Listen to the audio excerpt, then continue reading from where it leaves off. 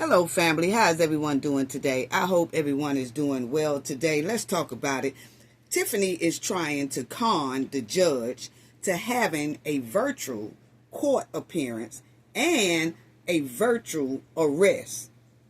What? Where they do that at? I told y'all the hen was slow. And let's talk about these managers out here who are crashing out over burnt biscuits. And then Cardi B is crashing out about Offset. Then Mia got on the stand and stunk up the joint in the Diddy's trial. Oh, we got a lot to talk about today, family. Y'all already know what we got to do for the ones in the back. This video is under fair use. Copyright disclaimer under Section 107 of Copyright Acts in 1976.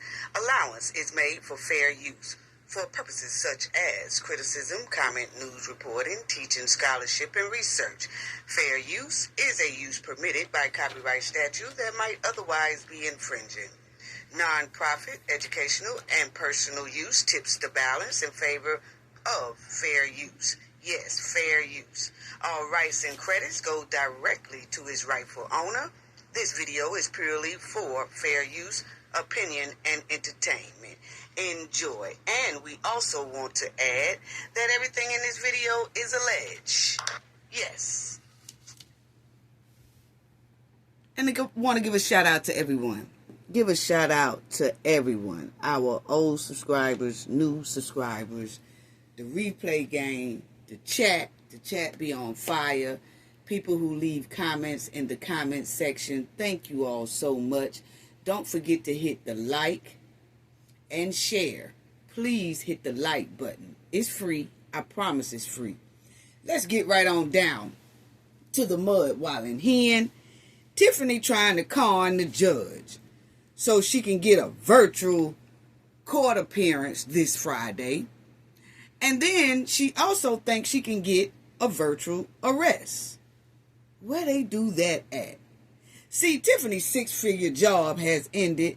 Now she trying to play broke with a sardine sandwich and a glass of Kool-Aid with no sugar. No, don't try to act broke now. No. The judge said, bring your tail in that courtroom on Friday, this here Friday, with receipts. Come in person and have your receipts. Game over.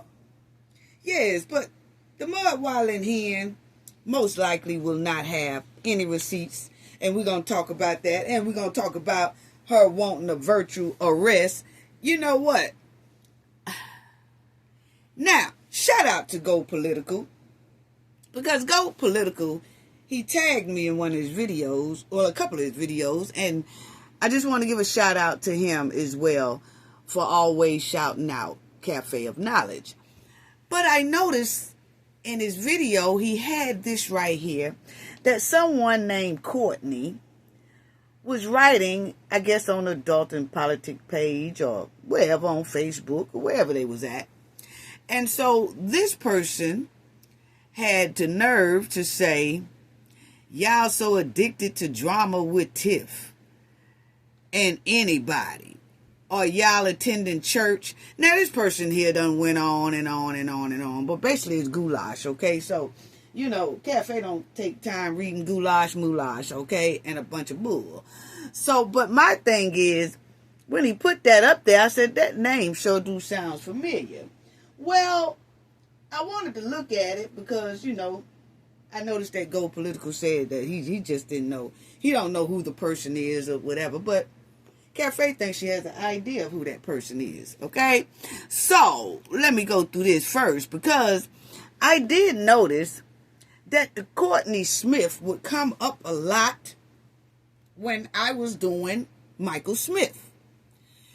When I did a video on Michael Smith, his background, what he's done, what, you know, he was running from a girl's boyfriend that he thought was his girl, but he found out different and was too scared to go get his own phone. But at that time, family, you know, that was months ago, the Courtney kept popping up. As if Michael Smith will sometimes use the alias Courtney Smith. Now, whether Michael Smith and Courtney are good friends or he just have a habit of using the Courtney Smith name, okay? Now, it may be a such person as Courtney Smith because we looked it up and it is, okay? Over there in Dalton.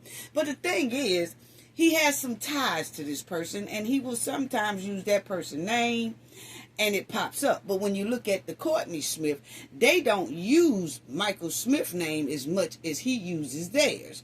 So Michael Smith don't pop up under them. Okay, but if you punch in Michael Smith, Courtney will pop up. And if you type in, Tiffany Henyard and Courtney Smith, bam, it comes up. It was doing that before, okay? And it always turns out that they talks about Courtney Smith as if it's Michael, which it is Michael, is according to what it says. Now, I know this sounds very, very confusing, okay? But the thing is, that's how it's been going.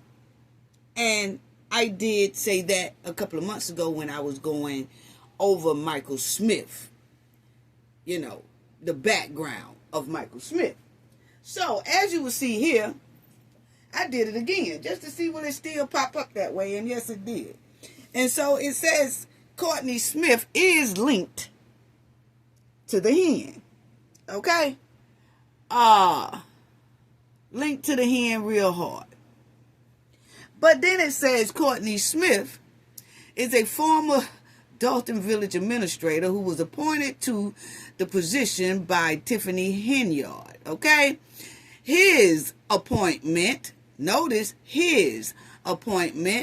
controversial due to the past allegation of SH and misconduct and concerns raised by the village trustees about his history and his legalities, okay, of his hiring. But I just want to show y'all that, okay? Now, you will see the scrutiny down there over appointments of Courtney Smith as village administrator. That was Michael. That was Michael Smith. Okay? That was Michael Smith. So, that's most likely Michael Smith doing that up under the Courtney Smith. And it could be the real Courtney Smith doing it, who's over there in Dalton as well. But the thing is, that person is also connected to Michael Smith. Okay? That's what it's given. Now, as y'all will see, it says the Courtney Smith is a name linked to Tiffany Henyard, the used to be mayor of Dalton, in two primary ways. Yes, in two primary ways, it says, okay? Now, the one is the village administrator appointment. We already talked about that, okay? And y'all will see it has in parentheses, link Courtney Smith. Okay? So I wouldn't really be too worried about the people that comes on there and say that they clout chasing and they being, that super mayor supporter, okay? Because most likely it's one of her goons. Or it's somebody that's friends with the goons. And that's who's doing that, okay? Yeah. So, then you'll see Thornton Township Supervisor Law. Smith was involved in a lawsuit filed by Henyard after she lost the Democratic nomination, about how the caucus did her wrong and all that kind of stuff right there. And y'all remember when Michael Smith went up there and he started telling Napoleon's address. And as you see right here, it says that the supervisor claimed that she was done wrong at the caucus, right? Smith alleged that the winner of the nomination, Napoleon Harris, was allegedly ineligible because he was a Flossmoor resident. Y'all remember Michael Smith saying that? Yeah. But see, now this thing here is not getting it wrong. Michael Smith will use that Courtney Smith name sometimes, okay? Allegedly. I mean, that's what has been popping up all over social media. It was doing that when we did our background on Michael Smith. The Courtney Smith kept on popping up. I really just didn't really emphasize on the Courtney Smith, like a AKA Courtney Smith. Now, he don't use it as a legal name. He has a lot of Michael A. Smith, Michael J. Smith, Michael D. Smith, Michael W. Smith. He have a whole lot of those that he go by AKA, but it doesn't have that on that. But when you punch in Michael's name, the Courtney will come up most of the time. Well, the way me and my team do it, because we dig deep, okay? So we just have certain ways that we look up certain things. But that's who that is. So I wouldn't even be too worried about that person there always clout, and riding on that hen's coattail. Yes, which is about tore up already, raggedy. So that Courtney Smith, we don't care nothing about it. They irrelevant. Yes, go political. Yes, that's who it is, go political. That's who it most likely is, okay? AKA Michael Smith. Still running around, clout chasing. See, because Tiffany is in so much heat with the feds, Michael Smith most likely don't want to put his real name down there because the feds are watching everything that he is doing, the goons is doing, Tiffany is doing, Kamal is doing, Keith Price is doing. They own them like white on rice. So no, they trying to use aliases, most of them. Like don't nobody know who they are or connected to. Yes, but let the feds know. But anyway, let's get on down to this mud wallin' hen who is slow in the pen. Tiffany trying to con the judge. Y'all will see right here, former Mayor Tiffany Henyard appears in court. Judge orders in-person appearance. So, you know, the judge told Tiffany to come in person, and Tiffany didn't. She did that virtual. And that's one thing about Tiffany. She loved to do virtual. She thinks that virtual is going to get her out of a whole bunch of stuff. She is too shamed to go in person herself. And most of the time when she have to appear in court, she don't have what the court has requested. So she thinks she could be slick by doing virtual where she don't have to bring in nothing.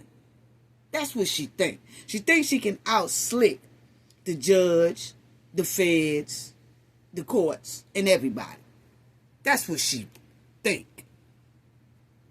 So she appeared virtually in court last week, but the judge said, no. You need to come in person, sister. And you got June the 6th, this Friday, to appear in person and bring those receipts that we are asking for.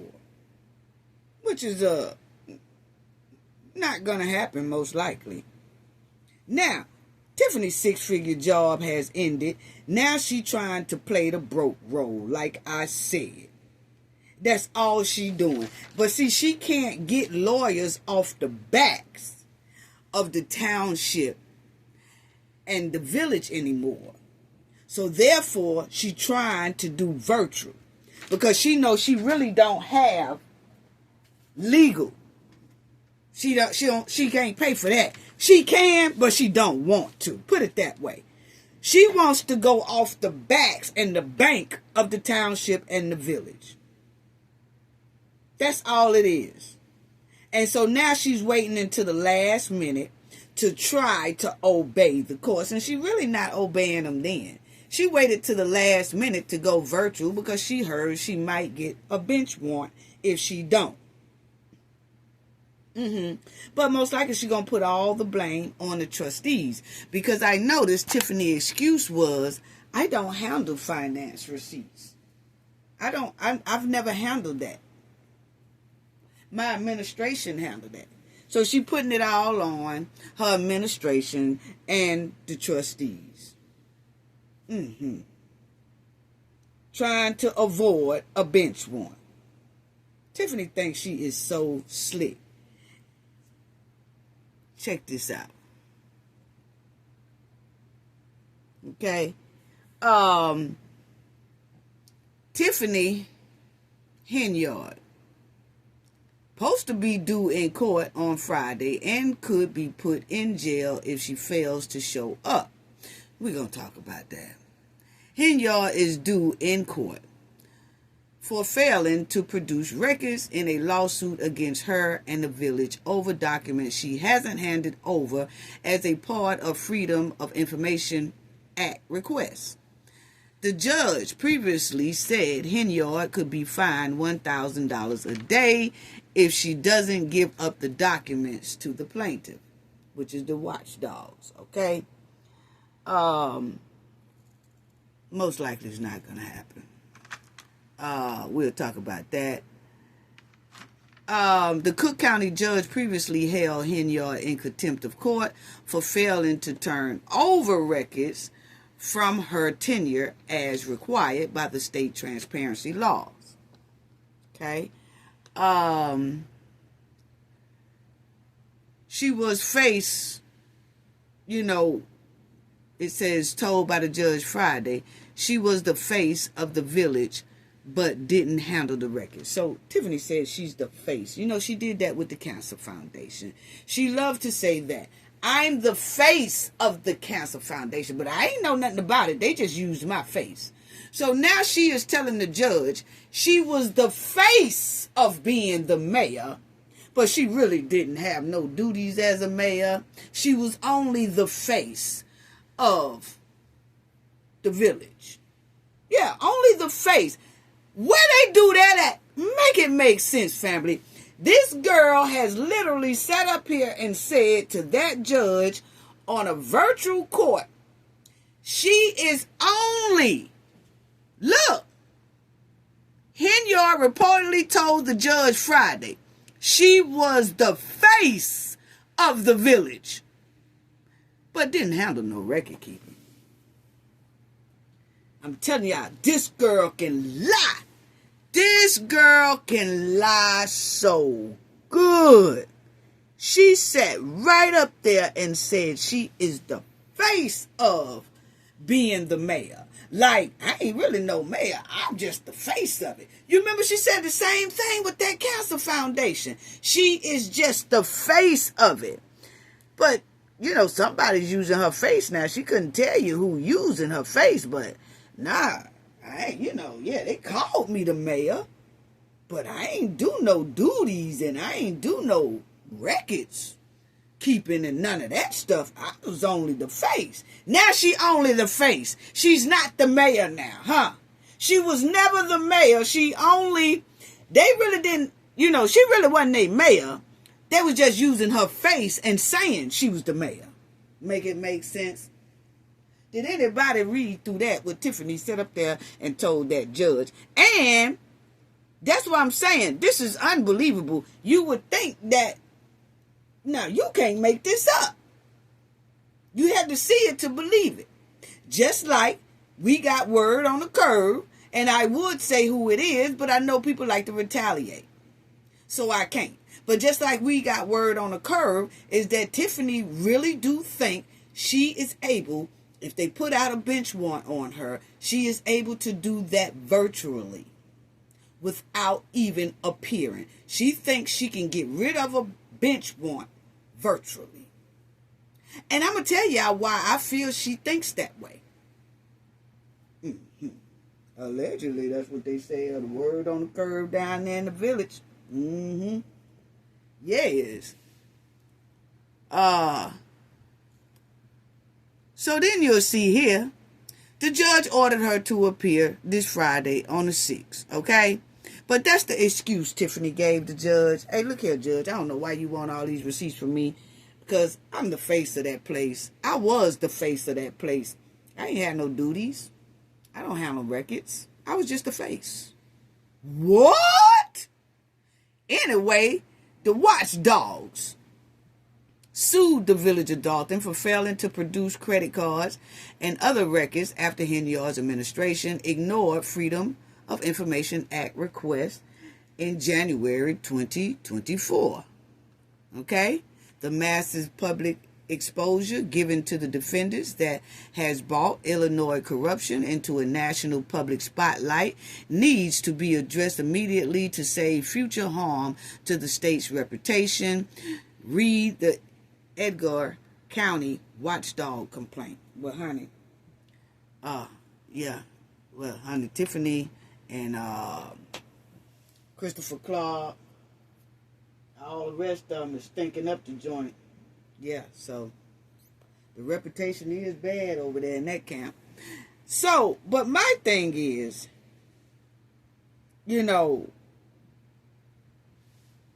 she's trying to avoid the bench warrant, but she feels in her mind if she do get the bench warrant, she can do it virtually and get it up off her. Okay?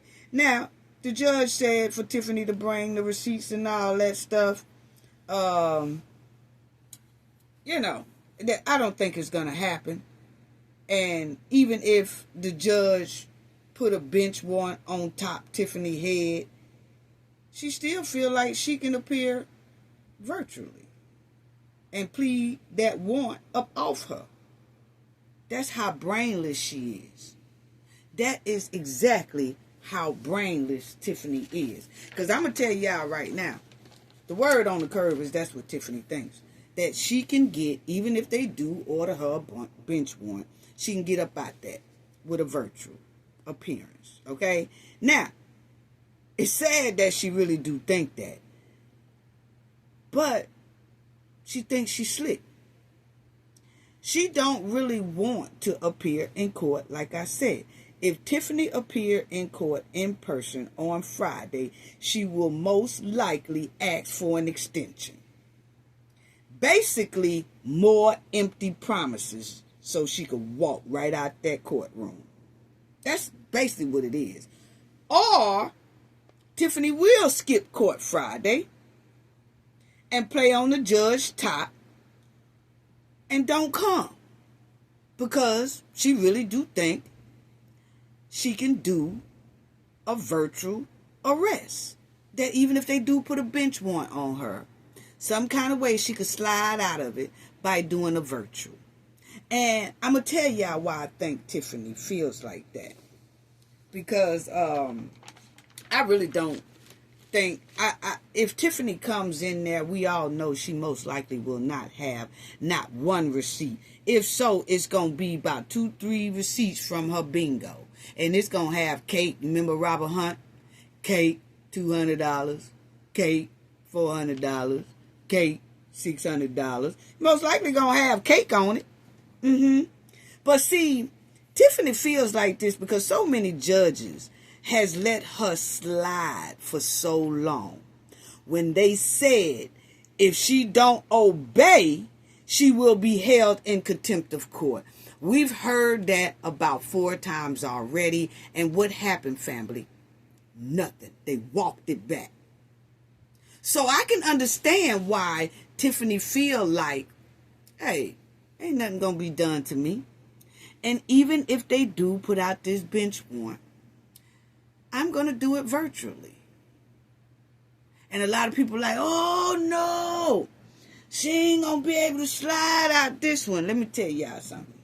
I do understand what a lot of people, are saying, and it is getting close to the finish line for Tiffany. But the thing is, Tiffany has been sliding a hell of a lot. And if you think about it, she slid this time.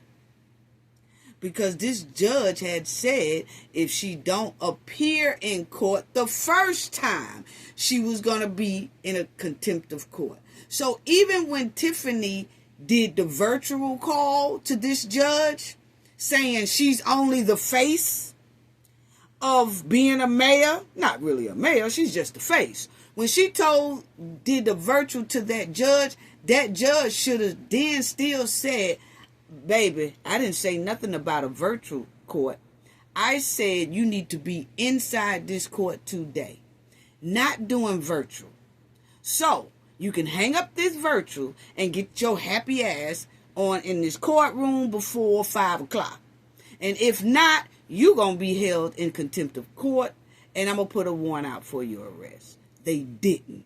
Tiffany keep getting slides and slides and slides, and she know it. This is just why she think she can do a bench warrant through virtual, because she knows she slides.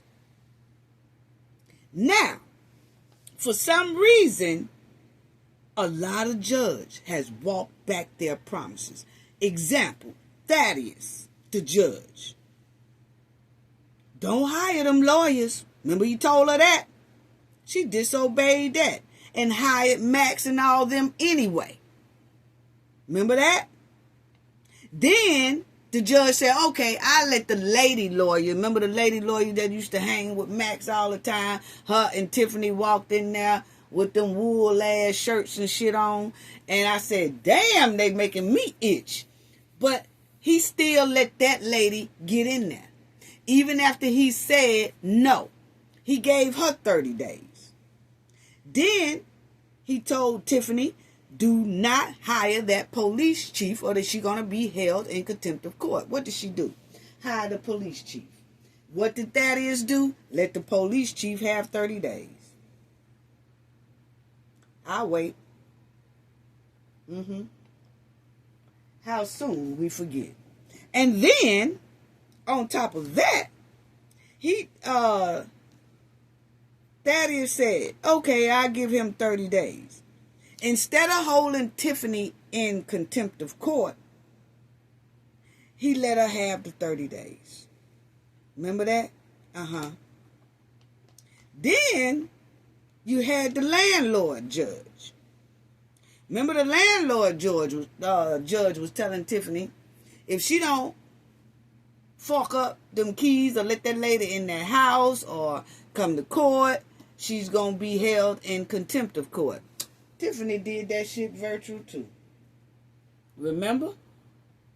That lady was stuck up outside her house, still couldn't get in it, just disobeyed that judge too. That was the landlord judge. Never did get a contempt of court from Thaddeus, like he promised. Never did get a contempt of court from the landlord judge, remember? Then you had the AG. The AG, Kwame. He told her, hey, look here. I need all the paperwork for that cancer foundation. And I need it quick, fast, and a hurry. You're going to be held in contempt of court if we don't get it. And we going to, do this and we going to do that. Tiffany never gave it to him. So then what did he do? The only thing he did was shut the cancer foundation down.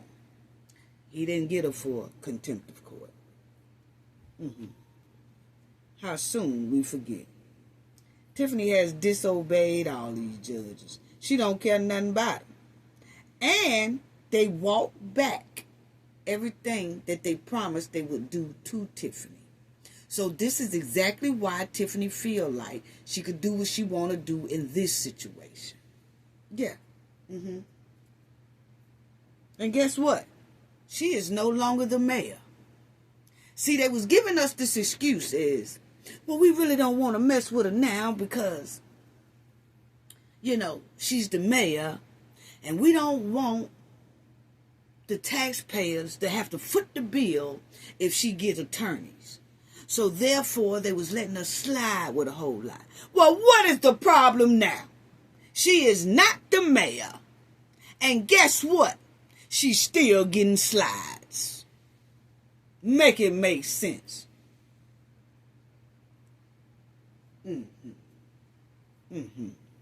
Then you had the judge that was over the Camaros.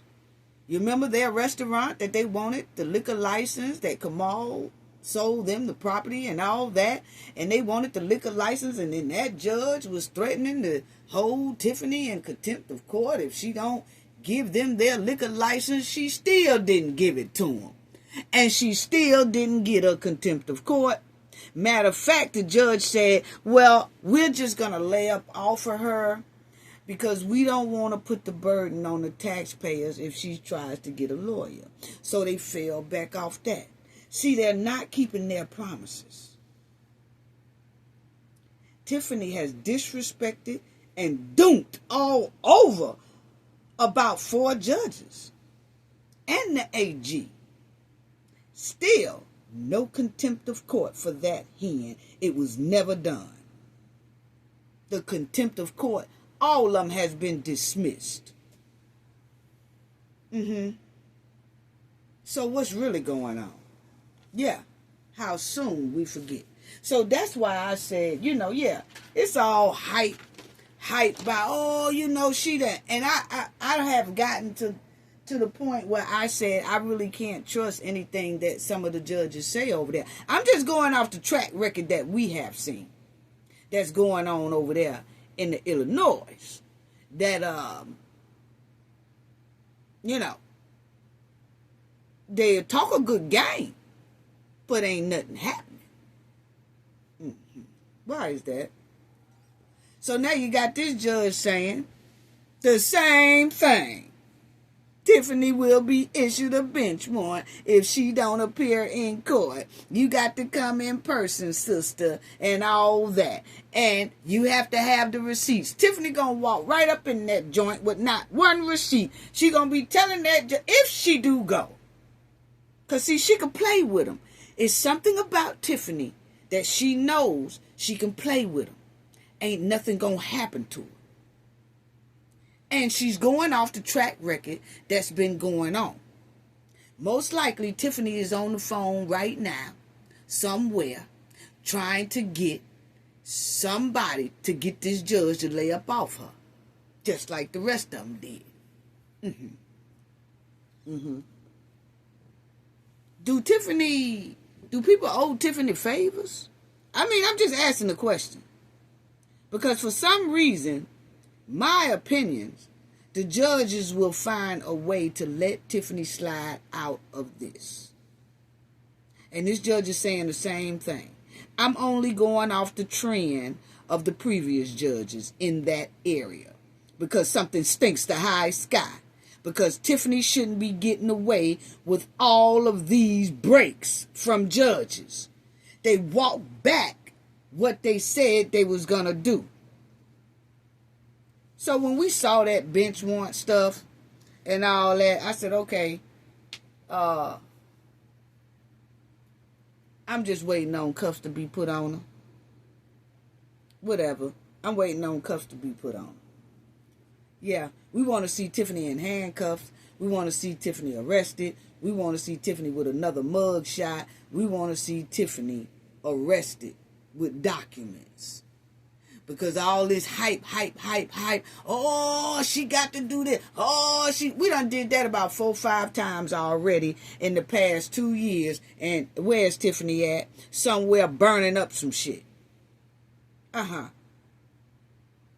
It's all hype and talk from these judges. Yeah. Keep walking back promises. I'm trying to figure out why. And these judges is over there talking a good game. But they haven't done a damn thing to Tiffany. Not even a fine. Not even probation. And they can say them $1,000 all they want to because she ain't gonna pay that either.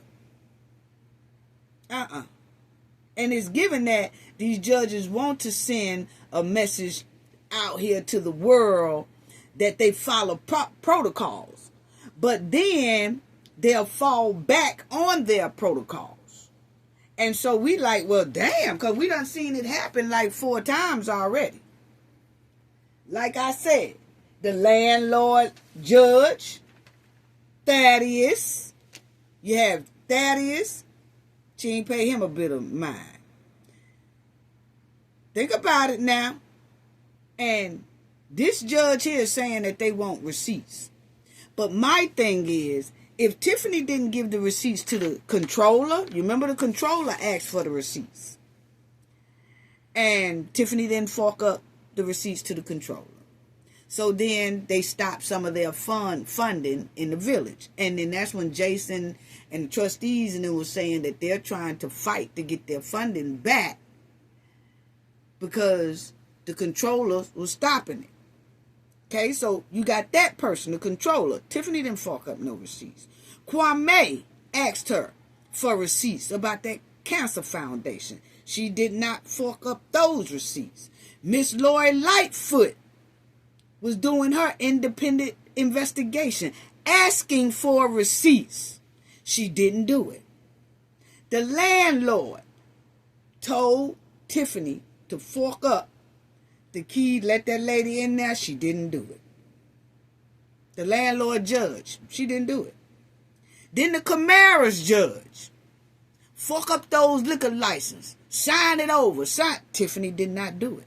It took Keith Freeman to send that stuff over there for the Camaras to get their liquor license. Now you got this judge here. Then you had Thaddeus. Told her, don't hire this one, don't hire that one. She did it anyway. No repercussions whatsoever. So now you got this judge here saying, bring receipts. If Tiffany hadn't bought receipts to the rest of the people that I just named, what make y'all think she's bringing receipts to that courtroom? She's not. She's going to go in. If she go in there, she's going to say the same old thing. But like I said, Tiffany most likely won't go in there, because she knows she don't have receipts, and Tiffany is thinking she can get out of that so-called bench warrant if they order one. I don't think she will get one ordered on her.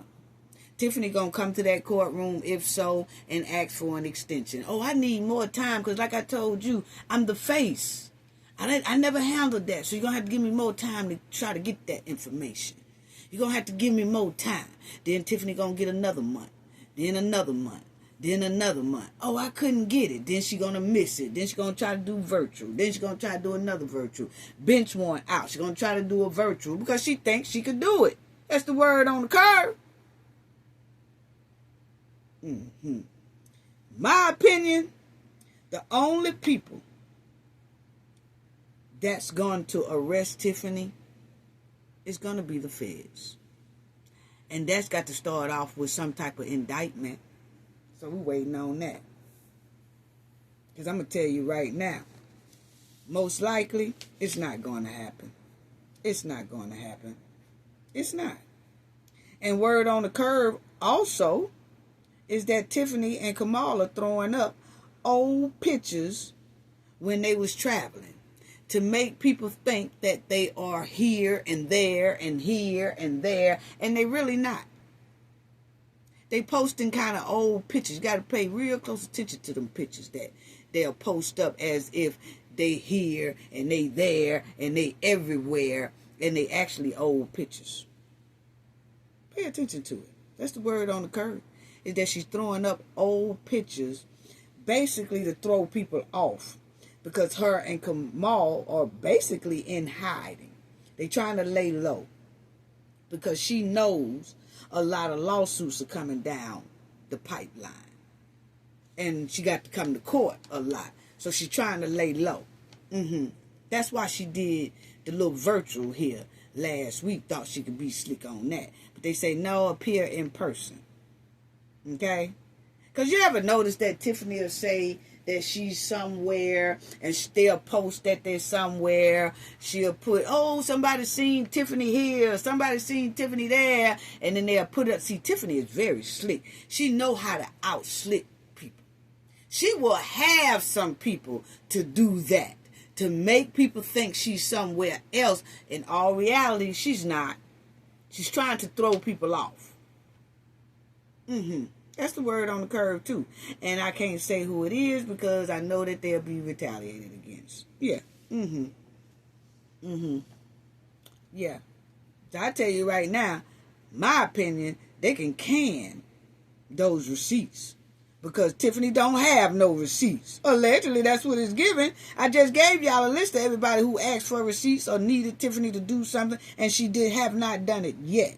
But she used to say all the time, I got receipts right here. I got receipts right here. And if I was that judge, when she come into that courtroom Friday on the 6th, don't be telling me you no face. You only the face, and that you don't handle that, because you clearly said on your YouTube page, remember that? Yeah. Yes, with Tiff. Yes. You had a stack of papers saying, here go the receipts right here. Here go the receipts right here. I got the receipts right here. See, I would play that if I was the judge. You said right here that you had the receipts. Where are they? Yeah. Remember that first YouTube channel she tried to open and dog Mr. Larry and them out, and it got snatched down? Yeah. All you got to do is a whole lot of people got copies of that. Hell, we do. Of Tiffany saying, I got the receipts right here. I got all the receipts. She's sitting by the desk. And all that Starburst outfit she had on. That jacket looked just like Starburst. All kind of different colors and flavors. I got the receipts right here. Ain't never fucked them up. So, if I was the judge, I bring that right there video clean up. And I'm going to tell you right now, Tiffany ain't going to have no receipts when she walk up in there, because corrupt people don't save receipts. They burn them. And shred them. Allegedly. Yeah, you remember about a year and a half ago they were talking about some employees had out there that Tiffany was shredding documents. That was about a year and a half ago. Now they talking about she most likely burning them. Yes. Whatever. Allegedly. So she supposed to be appearing in court. Yeah. And this is what they want. They request for the downstate organization seeking credit card records. Yeah. They want all the stuff. Yeah. See, this is where Tiffany need to be. They want the credit card. I don't think they're going to get it. And on top of that, all the people that we have named, all the judges that we have named that has let Tiffany slide, don't forget about the FBI family. They asked Tiffany, you know all those subpoenas that's requesting for this, requesting for that, requesting for receipts, requesting for employment documents, employees' payroll, all this overtime receipts. They requesting for the receipts of these trips, the Vegas trip and all that. Guess what? Remember, she asked for an extension on the FBI. Ain't never gave it to them, allegedly. But see, the feds are not going to keep asking you. They're going to give you enough time so that they can say, we gave you this much time and you ignored us. You didn't forget about it. You just ignored us. See, they're not going to keep asking like the state judges do. They just going to swipe her up. That's all. They're going to swipe her ass up. Tiffany thinks she could do a virtual court. Point blank period, family. Tiffany thinks she can get on that thing and do virtual. She thinks she can get a virtual arrest and a virtual court. Yeah. That's why I said, all that money gone. Tiffany need to be behind bars. Because they definitely ain't going to get no credit card stuff. And that money she done went through millions and millions and millions. Oh no, they not going to get no receipts on that. Remember all these judges here, family? That is. Said contempt of court. He was going to put her under contempt of court. Didn't. The landlord had to keep getting on her. Tiffany disobeyed the landlord lawyer too. The judge too. Then remember her ex-friend's building, the Camaras. Disobeyed that judge too. Now you got this judge talking about FOIA judge. And, hey, they let Tiffany do a virtual when she really supposed to have been in that courtroom. Then you got Kwame. Didn't even put him up there. Then you have the FBI asked her for receipts. She's ignored that. Miss Lori Lightfoot asked for it. She ignored that. So, I don't have no confidence in it. Move on. Let's talk about it, family.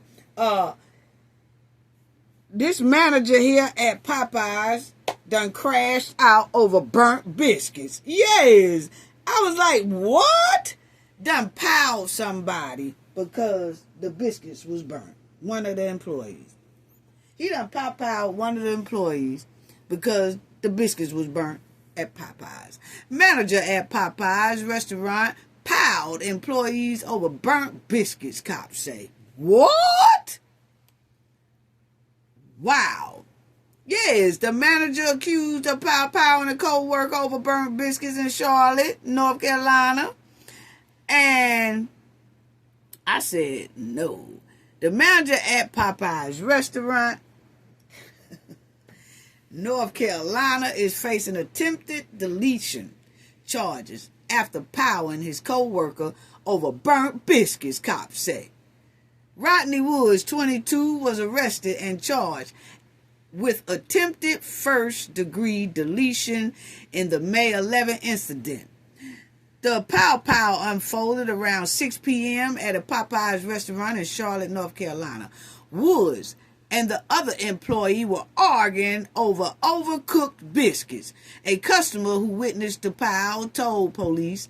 The witness said both Woods and the other employee went outside after one challenged the other, and they began fighting.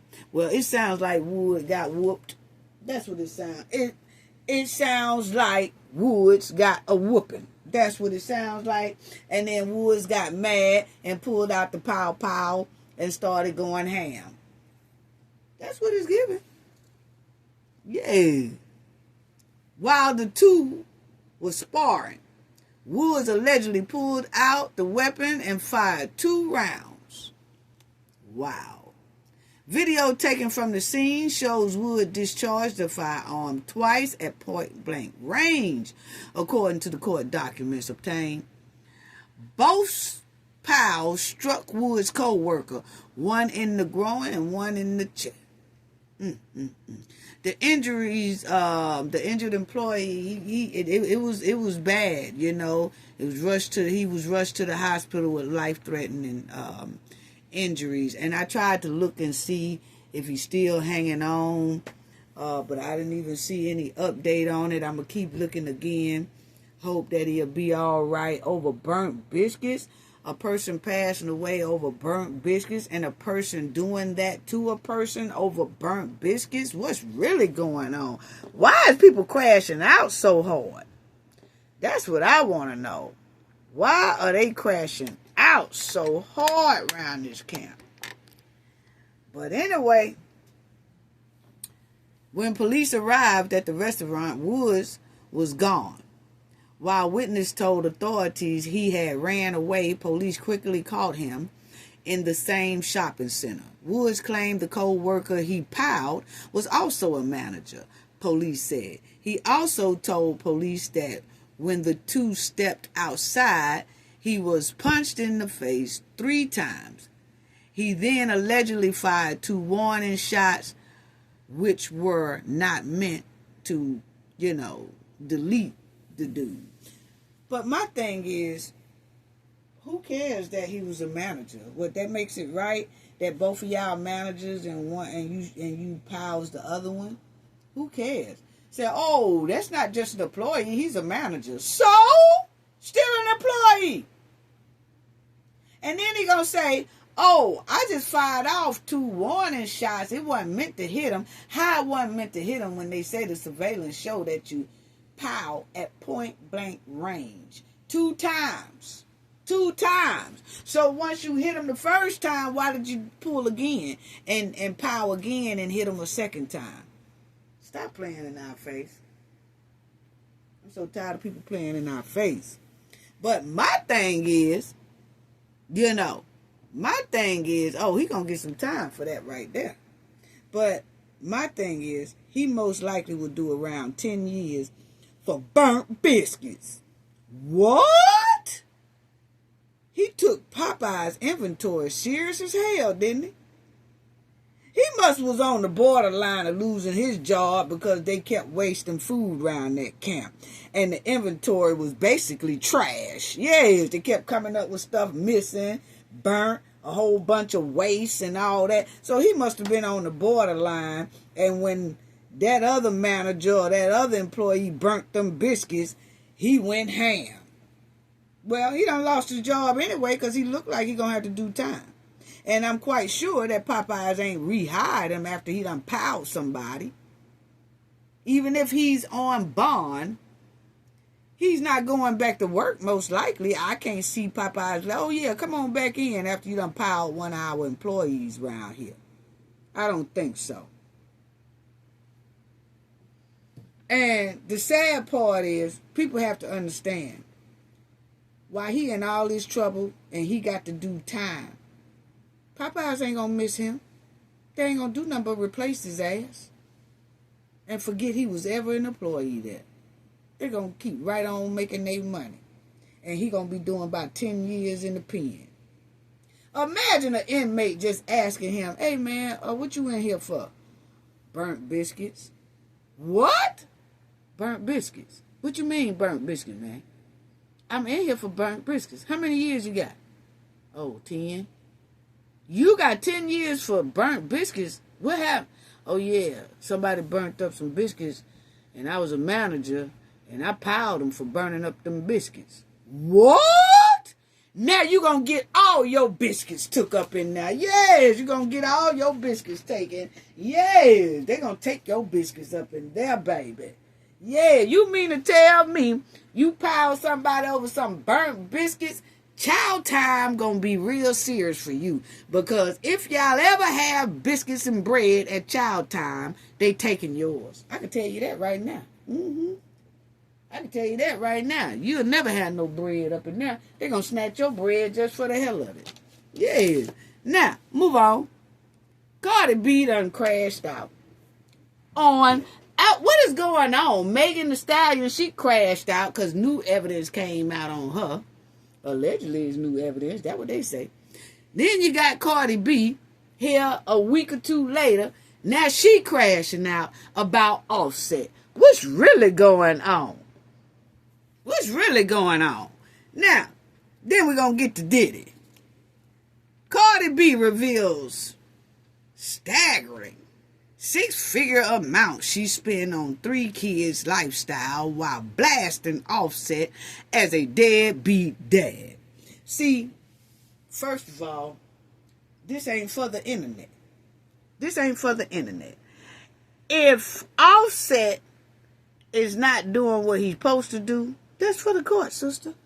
That's for the court. That is not for the internet. So you're trying to make the man look bad and, you know, all that kind of stuff, and you're actually hurting yourself. And I'll tell you what I'm talking about in a minute, but it's not for the, this is not for the internet. I'm sorry. A whole year straight, this is Cardi talking about Offset is a deadbeat dad. First of all, when you got with him, Offset already had about 2 kids, didn't he? He already had about 2 kids. And was those baby mamas complaining about Offset really wasn't doing what he was doing then? I mean, I'm just asking a question. But it seems like he participate in his kid's life. You see what I'm saying? But anyway, Cardi B is on there just telling all the man business and her business, basically. A whole year straight, you have left me with the kids' bills. Y'all want to know what the kids' bills? Start adding. Cardi B said, who shared children's Culture 6, Wave 3, Blossom 8 months with the former Migo Offset. Okay, so she finna tell y'all how Offset is a deadbeat. Okay, now she said a whole year straight he done left her with these kids and they ain't did nothing. My kids got their own driver. They pick them up from school. They drop them off and they take them to gymnastics and boxing class. The kid's driver is on a retainer of $10,000 a month, Cardi said. What? Well, it look like you need to downgrade, sister. it looked like you might need to downgrade, okay? That's what it's giving. You gonna have to get up and take your own kids to school. Then you save them $10,000. Because I ain't heard no new music out where you could say you on tour. I looked that up too. I ain't seen where you on tour or nothing like that. So hell, you can go ahead on and take your own kids to school. Then when you put them to bed at night, then you work on your music. That's what it's giving. I'm just saying. Anyway, so Cardi's going off on Offset. Then it says here, coach a school this year, you didn't pay for it. That's $45,000. Wave school a year is $35,000, which you didn't help me pay for at all this year. The Grammy winner, 32 years old, Cardi B, then said that her cousin babysit her kids for $3,000 a week, and Blossom's nanny runs her $500 per day. Why you not nannying your own kids? Because like I said before, now I ain't trying to be funny. I just ain't seen a new album nowhere. I mean, I ain't seen no music. I mean, ain't nothing really popping out. Hell, actually, I almost forgot about Cardi until she went on this crash out rant about Offset. I forgot about her and Offset. So where's the music at? Because I like the Cardi, some of her music, you know. But, you know, when you ain't really doing that much, save on the money. I can understand the school, you can't save on that.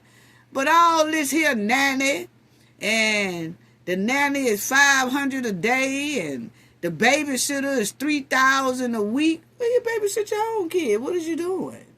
Oh, is it the new NFL player that you're dealing with, and you're running back and forth, you know, with that, and you're getting babysitters? I'm just asking a question. Okay?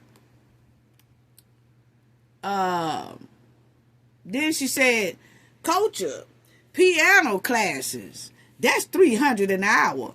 And she gets piano classes 3 times a week. I'm not sure how much is gymnastic and Waves boxing class, but I pay for that too. Okay. If you're not sure about the gymnastics or the boxing class, have they been in it? Because see, most of the time, you got all these other numbers down pat.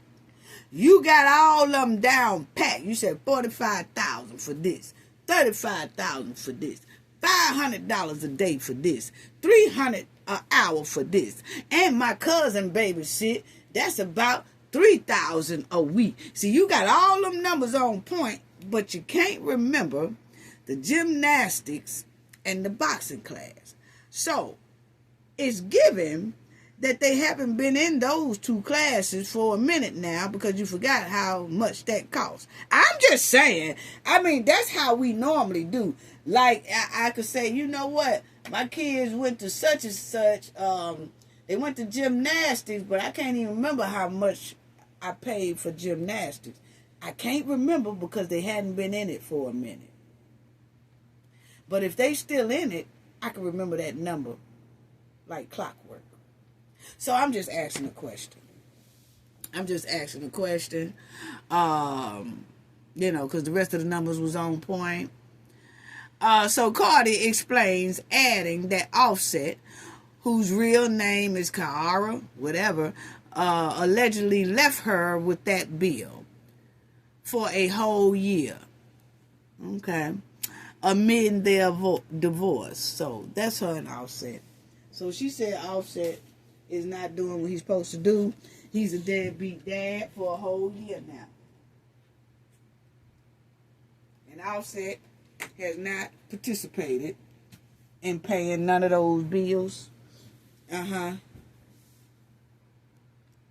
Now, she also said that Offset, have I asked you for anything? Okay, let's stop right there. Because, see, first you said he didn't pay for it. Now, you know what? I'm not on Offset's side. I'm not on Cardi B's side. I'm just breaking this thing down because I'm just looking at certain things that it says that you need to downgrade. It's a lot of people that makes a whole lot, but then they needs to downgrade. Say if they lose their job and they can't pay for a whole lot of stuff, then it's time for you to look around, and you might have to downgrade yourself.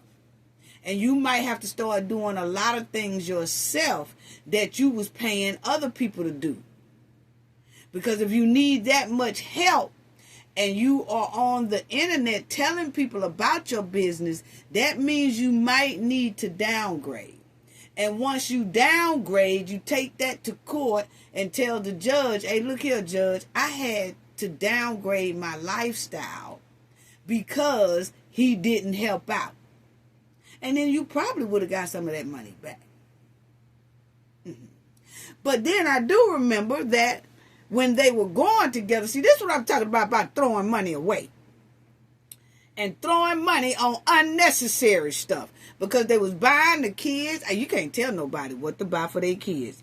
I'm just saying, hard times like this, you go to thinking about the money that you kind of threw away really unnecessarily that you could have had in the bank account, okay? Because I remember a couple of times on their birthdays, they was giving each other about $20,000 in a refrigerator, an empty refrigerator full of about $20,000 worth of money. Oh, that's his birthday gift. And that's her birthday gift.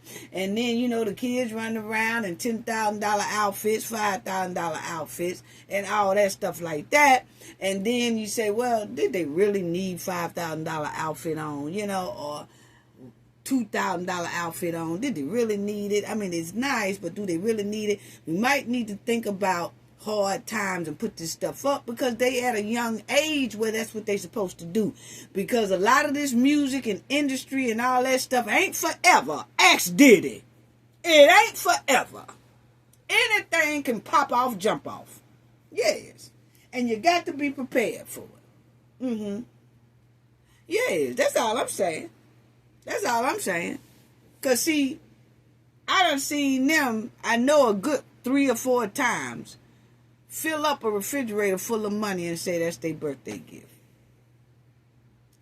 And then I've seen where they gave $10,000 birthday rings and gifts and stuff like that to kids and stuff. And it's all good because you got it and you want to splurge, but you have to stop and think, hey, we need to put some of this money up. They could still have something real nice for $500, $1,000, stuff like that, because we are young. We in our 30s. And this music industry might not last till we 60. So let's stack it. That's just a word to the wise. From the wise. Yeah. But anyway, so then Cardi said, Offset, have I asked you for anything? That's another thing. Now, you said what the man ain't paying. But then it says here, you haven't really asked him for nothing. So if you didn't ask him, how did he know to pay for it? Was the kids doing all that before he left that he knows? Now, if they was in all that stuff, I know the school he most likely know. But do he know when he left, was those the same bills? Or after he left, you started saying, you paying this person, that person, that person, that person. Because you just said, have I asked you for anything? See, when people say that, that means they ain't asked nobody for nothing. So if you ain't asked nobody for nothing, how are they supposed to know? Yeah, and he's supposed to take care of his kids without you asking. But the thing is, if you got to ask first, hey, I noticed you haven't been helping out. I need this paid, that paid, that paid. You want to sit down and you take one kid's school all year. You pay for their fee, and I pay for the other kid schooling all year. So you take one, I take one. For a babysitter, we got 2 babysitters. That's what she said on now. She got a nanny and then she got a babysitter. Cousin babysitting, then she got a nanny. Okay, you tell him, hey, you going to get the nanny or the babysitter, and I get the other one. But on here, she said, have I asked you for anything? Anyway, she says, you want spousal support so bad. So Offset must be asking for spousal support. And mind you, this is not even including food. My kids have a personal chef. See, you got to start cooking, Cardi. You got to trim them nails down and start cooking, honey. Yeah. And see, when you go to court, you most likely get all that back. But you got to start cooking, honey. My kids got a personal chef. So when you say my kids got a personal chef, you don't say we got a personal chef. So then that means that they just cooking for the kids. I don't know. But anyway, she said that my kids got a personal chef that comes from 7 a.m. to 5 p.m. that I pay for because people in my house don't have time to cook. Okay. Anyway, additionally, Cardi B said she covers the cost for the full-time security staff to protect her and her children. To protect her children. Okay.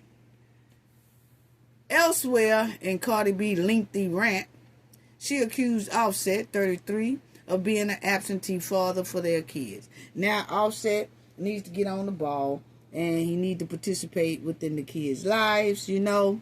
But it was one thing in here that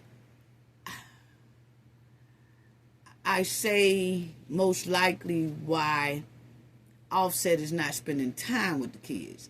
Because she's saying he's not spending any time with the kids and all that. But you will see she says Offset has seen Blossom only like 5 times. That's the 8-month-old. She claims of their infant daughter named Blossom. I've been trying to save your face, is what she said. I said you can see my kids in my house. See, that's why some men have a problem with participating and giving money until they go to court and let the court decide what they need to give you. Because on here, she was saying he haven't seen my kids. He haven't seen my kids.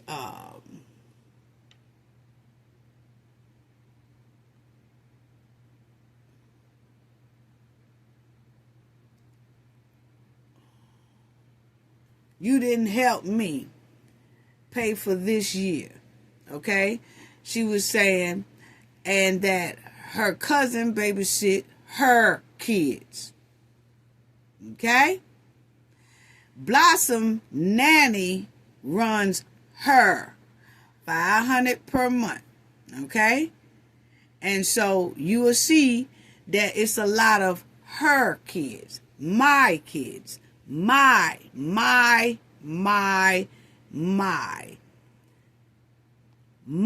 kids have a personal chef from 7, okay? When you're asking a dad for money, you can say our kids. Our kids got a personal chef, you know this. You ain't seen your kids or our kids. But when you say my, as if he's excluded from being a dad. He has no say-so. And so, when I'm just giving word from the wise, from an old school G, okay? So, when you say, I said you can see my kids in my house. So, you giving him restrictions.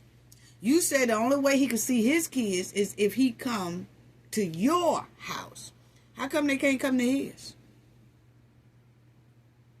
How come the kids can't go to his house?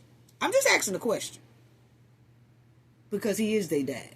So the only way he can see his kids is if you make him come over to your house. He can only see his kids if he come over there. But you got a new man. So now you causing conflict. You could cause conflict. Because if he come over there, and old dude is there, and then there's some conflict, and then everybody gonna look at Offset came trying to disrupt what his wife got going on. And then remind you, Cardi is still his wife because the divorce hadn't came through yet. So that's most likely why he wants spousal support. Because she done been caught and she done made it known all over social media that her and the Diggs guy done made it official. So when you make something official, but you're still married, judges don't take too kindly of that. See, that's why I've been looking to see if I can see Offset with somebody. If he is, he ain't flaunting them like that because he don't want to get up in that courtroom and then lose his spousal support. Because he could use that by saying, hey, adultery. I'm just saying. Old school G giving old school T.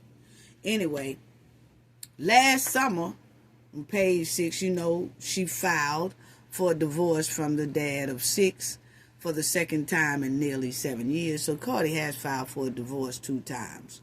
Okay? And now she made it official.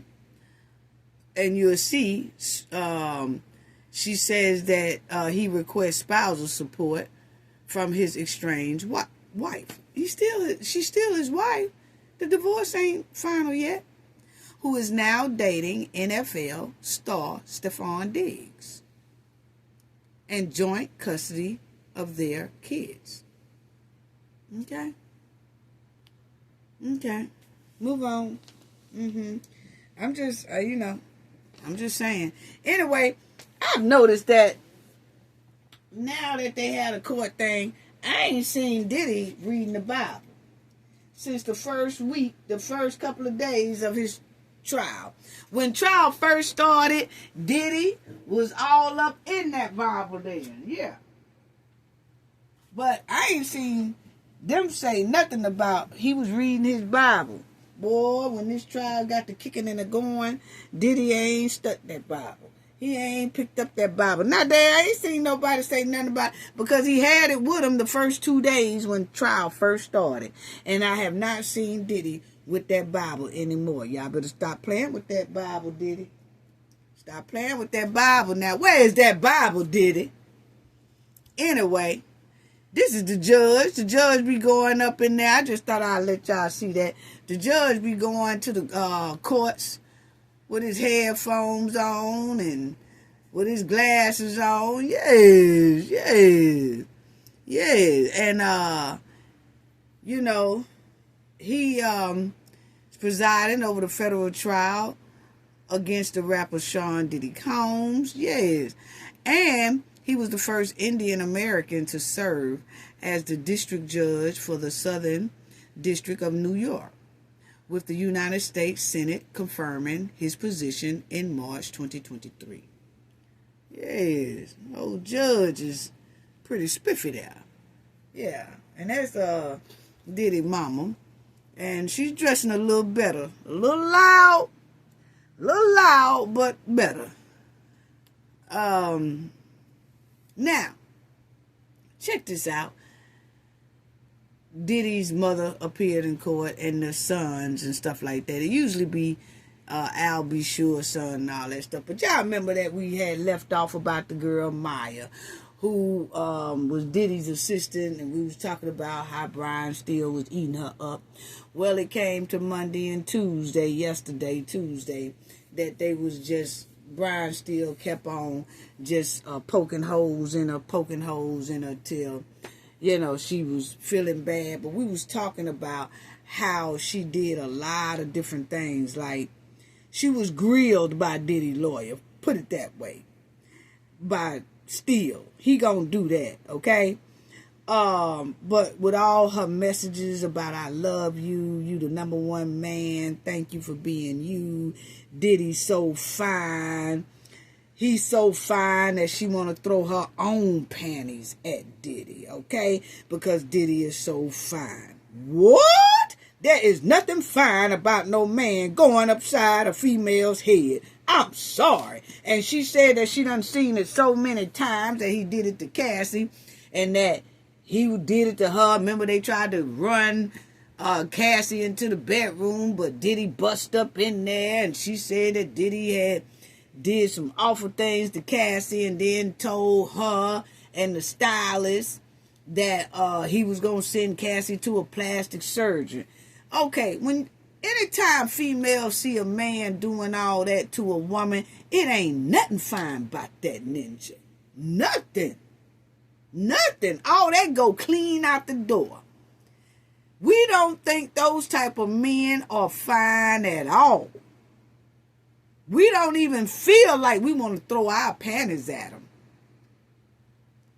And that was in one of her posts. He's so fine, I want to throw my own panties at him. What? But anyway, still, he got into her again.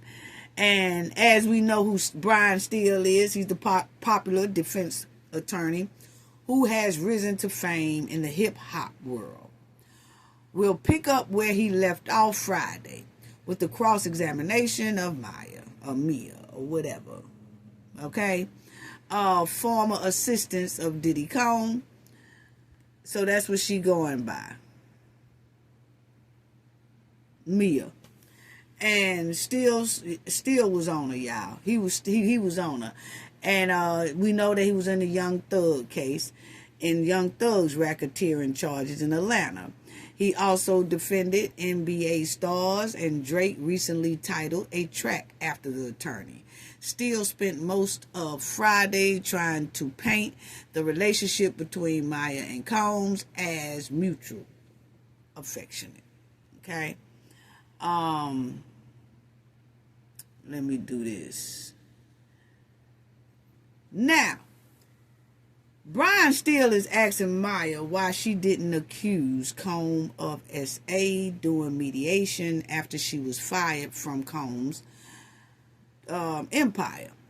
Maya, who is using, that synonym Maya, said she originally asked for $10,000 or $10 million, but settled for $400,000, which she split with her lawyers in 2017.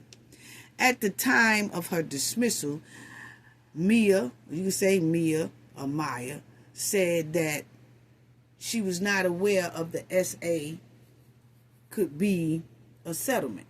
So was she saying that Brian Steele asked her, well, when you filed for your back pay, because you remember she put a lawsuit on Diddy about not paying her what he owed her after she was gone. And so Diddy paid her $400,000. She says she split $200,000 with a lawyer, and she kept $200,000. But she didn't say anything in that lawsuit about SA. So Brian Steele said, why didn't you add that in there as well?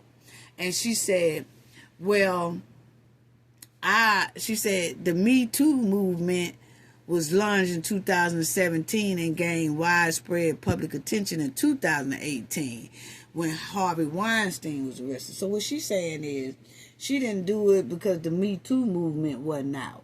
What? If that happened to you, you should have added that in your lawsuit. You don't need a Me Too movement to tell you to do it. You should have had that in there. But anyway, after Cassie filed the S-Trap lawsuit against Sean Combs November the 16th, 2023, Mia said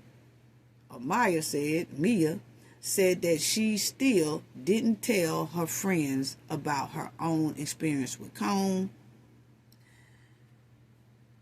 Mia, who is testifying under, that pseudonym, Mia, said that she spoke with Cassie shortly after the singer filed the complaint, but kept quiet about her own allegations of SA. Just because you find out something doesn't mean you immediately snap out of it, Mia said, adding that she was still deeply ashamed about the alleged I wanted to die with it.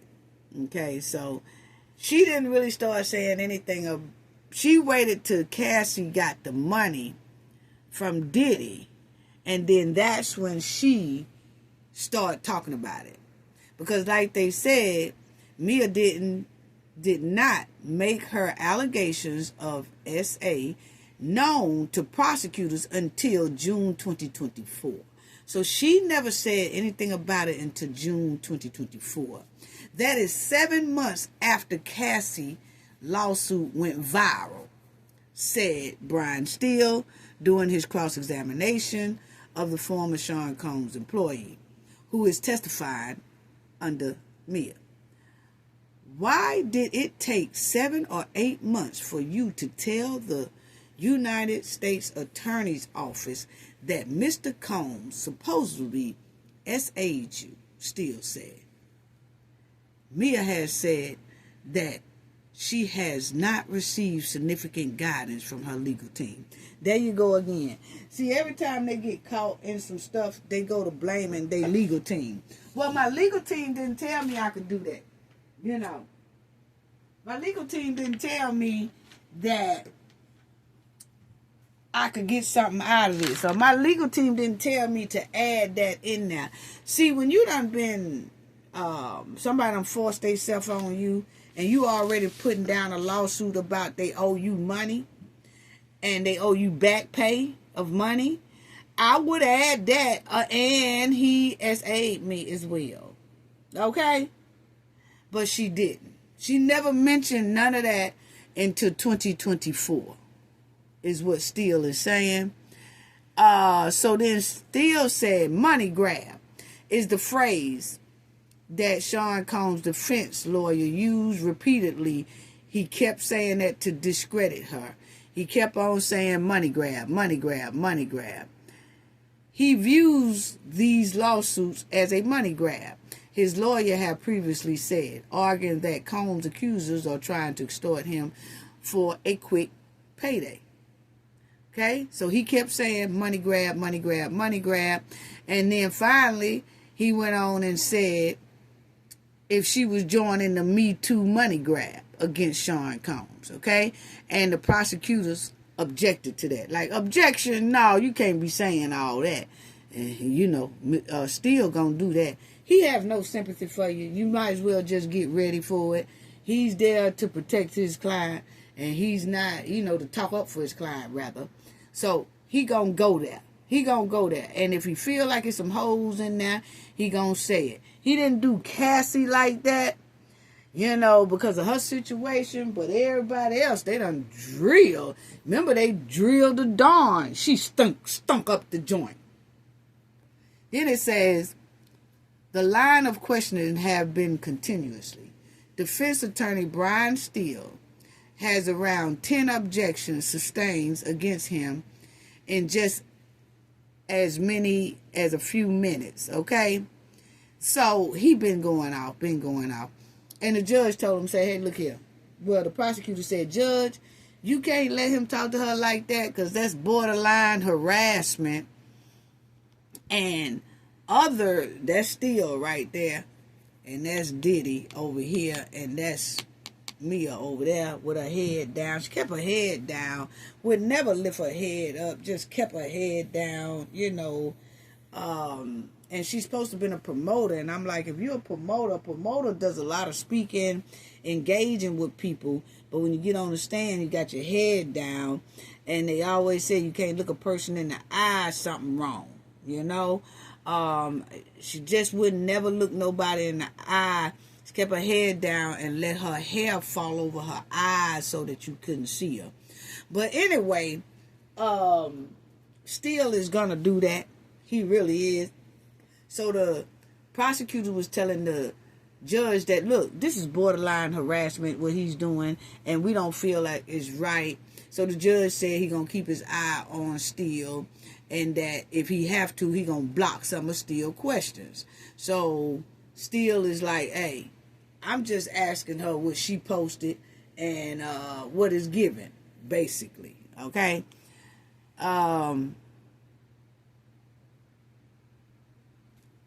Then he pressed to explain why she never told Cassie to leave Combs. And the witness, Mia, said that she was scared of her old boss and that she had, that she would step out of line, that he would take Cassie away from her. I don't know what that's supposed to mean either. It's like I didn't say anything because I didn't want him to take Cassie away from me or something. And she said that he stole her phone many times. And Mia said when the defense attorney, Brian Steele, asked her why she felt she couldn't tell Cassie negative things about Combs, even in private. He's stolen Cassie's phone many times, Mia added.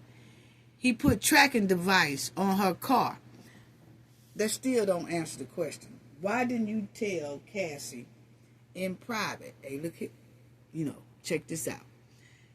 He have been essaying me on the side. Please don't say nothing. Just keep an eye out on it, something. So that's what Steele's saying. Not that she had to type it on text or anything like that. It's like if they in a private area or they somewhere together and she whispered it right quick or something like that, but she never did. So, a former Sean Diddy Combs assistant, she said she was not allowed to tell Cassie the truth about Combs' whereabouts or actions. Mia also testified last week that she considered Cassie a sister and that the two remained close. She reaffirmed those statements to defense attorney Brian Steele under cross-examination Monday. And then Steele asked Mia, who claimed Combs SA'd her and is testifying under Mia, that would you ever lie to Cassie, someone she said she loved? When I was working for Puff, I was not allowed to tell her the truth about a lot of things, Mia said after a pause. Whatever story Puff told me, I had to uphold that. Steele pressed Mia one more time about her friendship with Cassie, repeating a line of questioning he has leaned on since Friday.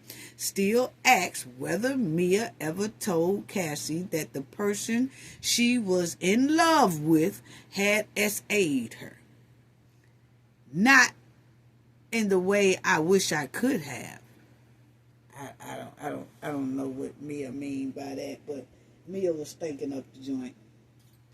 Okay, what do you mean you didn't tell her in a way, Steele was saying, you say you love her, she like a sister to you and all that. You never told her. You just kept all that away from her, but you said she like a sister to you. But you kept all that away from her. And then she said, well, and he said, you didn't tell her nothing about that. Not in the way I wish I could have. So I don't know what way she's talking about. I wish he would have asked her that. What way did you tell her? I would have wanted to know that. But anyway, then you had the Comey, the daughter of former FBI Director James Comey, came back after the break, and she objected to Brian Steele's line of questioning. That's the prosecutor. Okay, I told y'all she was saying that he's up there basically saying she lying, and he's not supposed to do that and all that stuff. So the judge said he gonna keep his eyes on Steele. Then you will see that. Oh, and the prosecutor also told the judge, said, I think that he's on borderline harassing her, and that when other witnesses might not want to come forth because of the way he's treating this witness. And the judge said, no, I don't see it that way. I really don't. And y'all see the judge disagreed with the prosecutor, but only in part. And he was like, okay, I don't think that that stops people from wanting to testify. He said, but I will pay more attention to how Brian Steele is being very, very stern with these questions. Like, you here for a money grab, stuff like that. You know what I'm saying? So he said he'll pay attention to that. Then she said, I didn't take that to be an effort in any way to intimidate or harass the witness. That's what the judge said. He was telling the prosecutor he don't take it as he was trying to intimidate, or that Brian Steele was trying to intimidate the witness or anything like that. He's just basically asking her a question. And because he's asking her questions and she can't answer it and she's stuck on it, whose fault is that? You know what I'm saying? Whose fault is that? And then it was something in here. No, that's it. And then you'll see here, we are entering a brief break. They were. And after the break, they's watching a video Mia had made for Sean Diddy Combs on his 44th birthday. In that video, family, she was saying, I love you. She was putting on lip gloss and all that stuff. And she was basically just gung-ho. Oh, I love you and this and that, and happy birthday and all this. Now, she already gone. Why are you doing all this? Okay? And she kept her head down throughout the trial, her bangs hanging over her face. The video clearly displays her like all just, she's in a room. I don't know what kind of room she in, family, but she was, hey, happy birthday, and she wished she could be with him, and it's a mess. It was a mess. So he is picking out positive interactions between Combs and Mia. That's what Brian Steele was doing. And so he was asking her to explain how a tormented victim could also be affectionate. She has now read out more than 50 messages between the pair over 2 days of testimony. This morning, the prosecution pointed out that Steele has submitted over 30 additional exhibits. This was the same line of questioning from Friday. So he just showing her all kind of messages about I love you and she want to be with him. And so he also said, did you ever produce any random notes that showed Mr. Combs was anything but professional with you? Asked Steele. Do you have any notes that Mr. Combs was violent towards you? It's not sure it is. She was it's not true, is it? Steele said. So he was asking her, does she have any notes that's saying, you know what, he did me wrong, he did this, did that. And before she can answer, he said, it's not true, is it? Steele pressed. And she said, I will not lie to this courtroom. That's what she responded. I will never lie to this courtroom. I was still brainwashed. That's what she said. And now she's asking, he's asking her about Diddy in 2018. Remind you, she left in 2017. But in 2018, she was still contacting Diddy. And on here, it makes it look like, I don't know why they do these drawings like this, make it look like she's a black chick. She's not. She's Caucasian. And she was just writing so many things. So that 2018, she she said that allegedly that Combs SA'd her. And she read that 2018 text aloud. And then she said, wishing him a Merry Christmas. I love you, she wrote. So much. So she wrote that. She loved him so much. And she left his company in 2017, in March. But she was writing that in 2018 about how much she loves him. Okay? And Steele then asked about another text she sent. in which she said she had a nightmare about R&B singer R. Kelly. Okay? And she said that in her dreams that R. Kelly was chasing her or trying to hurt her in her dreams. And she said she woke up and then she texted Diddy and said, "I screamed for you," Maya wrote, "and you came to rescue me." So my thing is, why would someone who essayed you save you? Why would you dream that your essayer saved you from another alleged essayer? Okay? Why would you even write that to Diddy? But anyway, still, as he did Friday, questioned why Mia would speak this way to a man she alleged essayed her.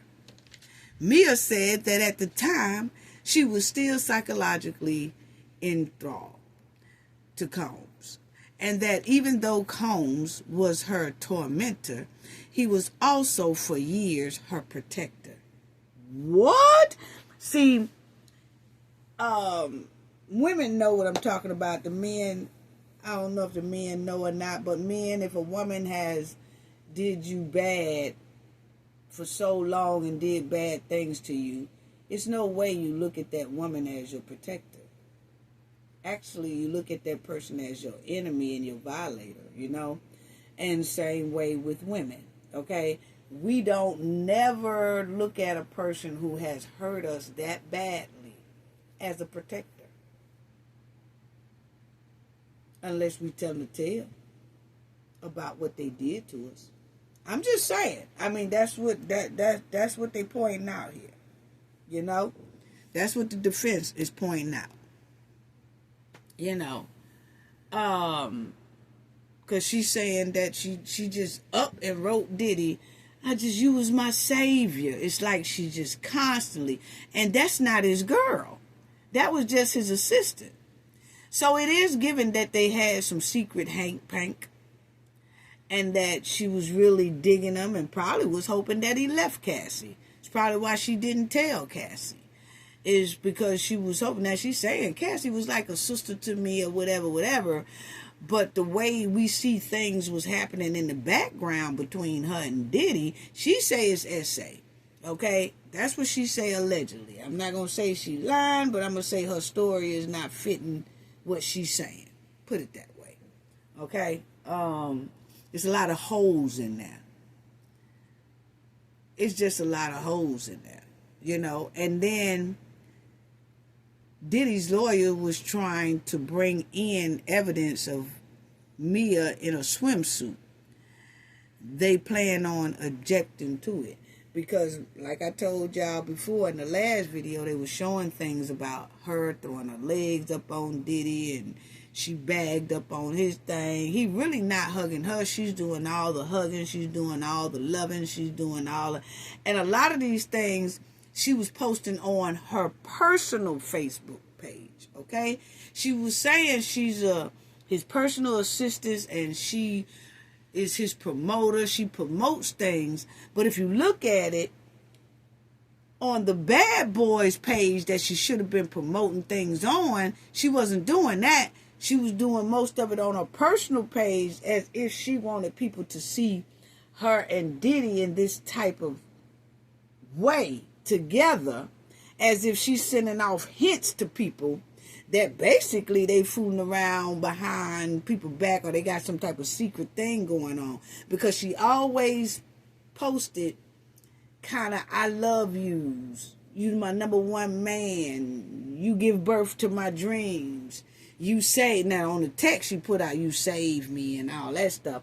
But on her personal social media, it was a lot of things pertaining to her and Diddy. But when you go to the Bad Boys business page, she really ain't putting nothing up there. She ain't promoting really no liquor. She ain't promoting no brand. She's not promoting no clothing. She's not promoting what he's doing. None of that.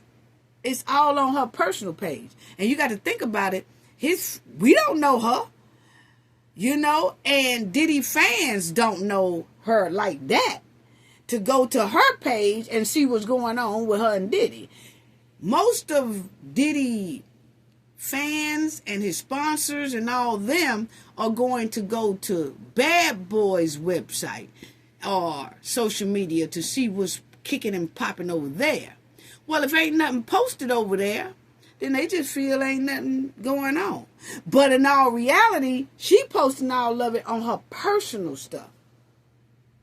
So it was very, very confusing, you know. So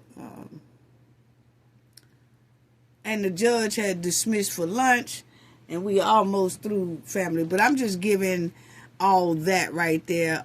Brian Steele claims that since January, Mia, on 27 different occasions, just kept on contacting Diddy, even after she was way long gone. You know? And then he said that she messed with she was meeting with the prosecutors over 27 times since January. And she said, yeah, I did meet with them a lot, but I can't remember how many times it was. And it says it's not uncommon for defense attorneys to probe these kinds of meetings. And it has been fruitful for Steele. In the Young Thug trial, a judge was dismissed for improperly meeting with a witness.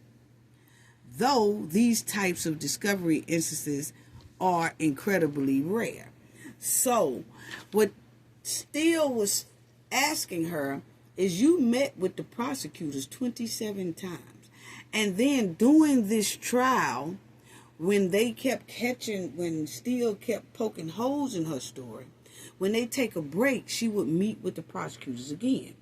So what Steele is saying, are they coaching her? What are they telling her?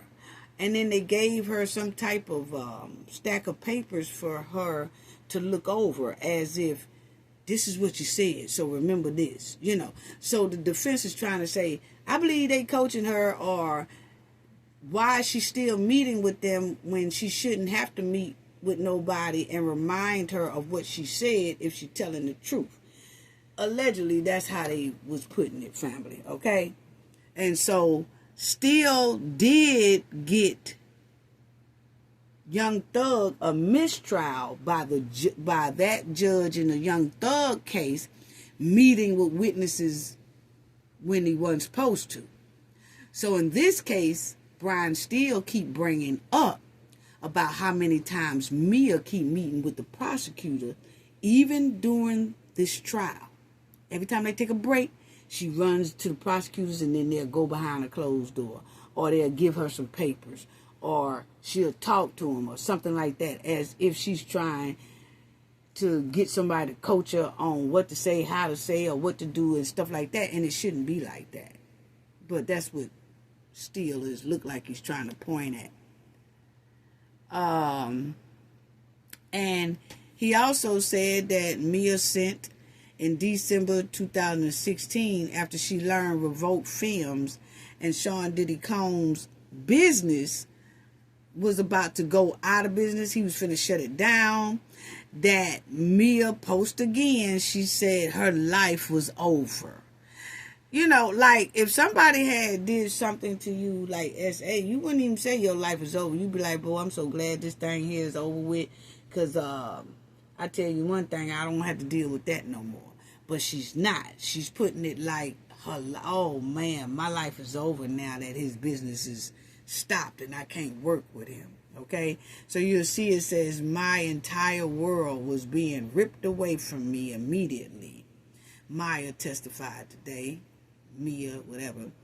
And even if in hindsight that world was awful, I didn't know it at the time. So she's just but anyway, he was just poking holes in her story, you know, really. In 2017, remember when she said that when she left Diddy, it was hard for her to find a job and all that. Then Brian Steele brought up the fact that she had worked for Madonna.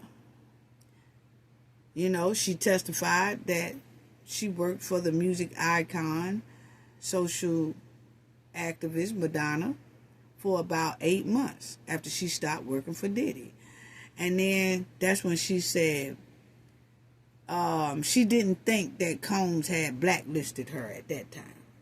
And my thing is, what everybody was saying, well, if he didn't blackball you from working with Madonna, then, honey, he didn't blackball you. You know, because you wouldn't have been able to get no job. But, remind y'all, she had told the courts that she hadn't been able to work because she had severe PTSD. But then when Steele said, you told everybody that you weren't able to work, but then it says here you was working for Madonna right after you left Diddy. Then that's when she had to switch it up. You know, so it was crazy. So he just poked holes in poor little Mia. He did. As you'll see, Combs' defense attorney, Brian Steele, questioned Mia about several text messages she sent to Combs between 2018 and 2023. So, even in 2023, she was sending Diddy Combs messages. I love you. I miss you. I this, I that, I that. Okay? In one message, Mia wished Combs a happy holiday and told him, I'll always be here for you in any capacity. What? In another, she wrote that she was sending him all the love in the world. Following Kim Porter's funeral, it's just a mess. So she stunk up the joint, basically. She just stunk up the joint. Okay? Now, they also, the prosecutors was also saying that somebody had revealed Mia's identity, which it was. It was on a lot of different social media platforms.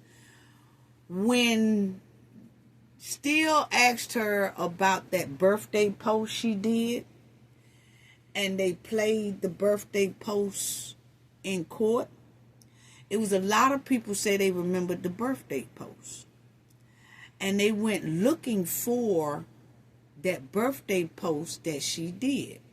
I seen about 2 YouTubers that played the birthday post, which showed her face. And I was like, oh my God, because they should have did the audio and not show the face. Because remind you, she's in federal court under a pseudonym of Mia. Okay? And they're not showing her face in court, so you shouldn't be playing her face on your social media platform. Okay? When somebody said that they are anonymous and the feds put her as that, and the drawings is her face is blank. Okay? They got her face shaded. So when they all looked for that 44th birthday post that she posted for Diddy, they found it and they put it on the social media. And it showed her face. I seen her too. So the prosecutors have asked the judge and the U.S. Marshals to make those people take that down. That is not good. When a prosecution have to tell the judge to order certain social media platforms to take that birthday post down. Well, it's already been up there now. What kind of repercussions will come behind that after the trial is over? Nobody knows. But I can tell y'all right now, those feds are mad about that. The prosecution that's going against Diddy, they are pissed that that woman's face was shown, and so they was playing that birthday post with that chick's face on there. I'm not going to say the channel. I seen it. I seen 2 channels with it on there. I I ain't finna say who it was, but I did see it. And I saw her face. I was like, oh, that's what she looked like. But if I would have played the birthday post, I would have did just the audio and not shown the face, you know. But right now, that is a big thing that they talking about in that trial. And they talked to the judge, and the feds are hot about that. So, don't know. They said that they asking the judge to have those people take that thing down. But after the court is over with, what kind of repercussions going to come behind that, nobody knows. But anyway, then you had this right here, this Beverly Hills Hotel employee that was a witness, and Sylvia, and was just talking about basically how bad Diddy used to leave their hotel, and they used to charge him extra fees and all that. But check out the person that Diddy paid, they allegedly $100K to get that video from that hotel.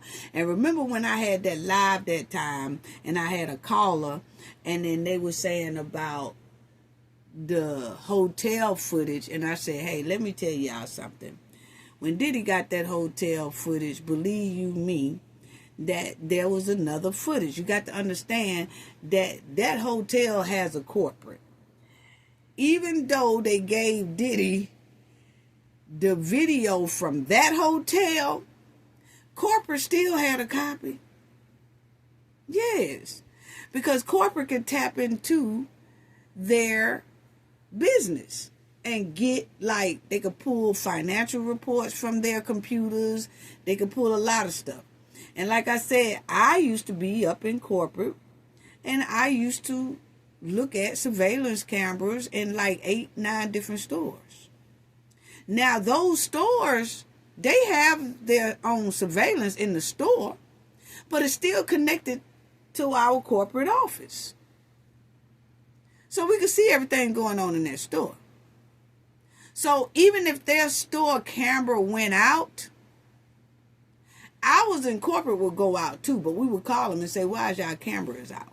Y'all need to get somebody in there right now and get their camera back up, you know? And we'll make a note of when that camera went out, because we don't know if it's some stank reason why that camera went out. But the thing is that even if the managers or whoever in that store put in a hard drive and erased that stuff from their system at the store, corporate still got the copy. You see what I'm saying? So you can't ever think that, oh, I could go into, say, Walmart's and get that surveillance footage from Walmart and they ain't gonna have it no more. No, Walmart corporate got that same copy, because they're watching that store too on their surveillance. So Diddy, I don't know, you know, I guess he didn't have people on his team that knew about that type of stuff, because they actually thought that once he paid $100K for the surveillance at that hotel, that was the only surveillance there. Like, it was no more copies. Yeah, it was. Anyway, so he paid the hotel security worker $100K. So that was the security worker that was on the stand, and we'll go over that. Now, Diddy mother is looking, she's coming in there so well. You know, better than what it was. You know, sister is doing so much better. I kept saying, please stop dressing the part of what he's on trial for. And she's getting much better. She's getting much better. I don't want to speak too soon, but yeah, mama's looking spiffy right there. I like that. But anyway, so Sean Diddy Combs paid $100,000 to obtain what he thought was the only copy of a 2016 video showing him windmilling on Cassie in the hotel hallway. Eddie Garcia, a hotel security worker who testified on day 15, which was Tuesday, and he said that Diddy thought that was the only copy it was, but it wasn't. It wasn't. Not at all. And so, as y'all see here, that they keep bringing that up because the government says that the feds, they say that the video supports in case that Cassie was forced by Combs to have that FO with the male escort who was still left up in that room. So remember I told y'all that that could be considered kidnapping, you know, because she tiptoed up out that room trying to get away from Diddy. At the time we saw the video, we didn't know an escort was in the room, that he was, you know, windmilling on her and dragging her back to the room. We thought it was just them two. Nah, an escort was in there waiting. So he was bringing her back in there with the escort.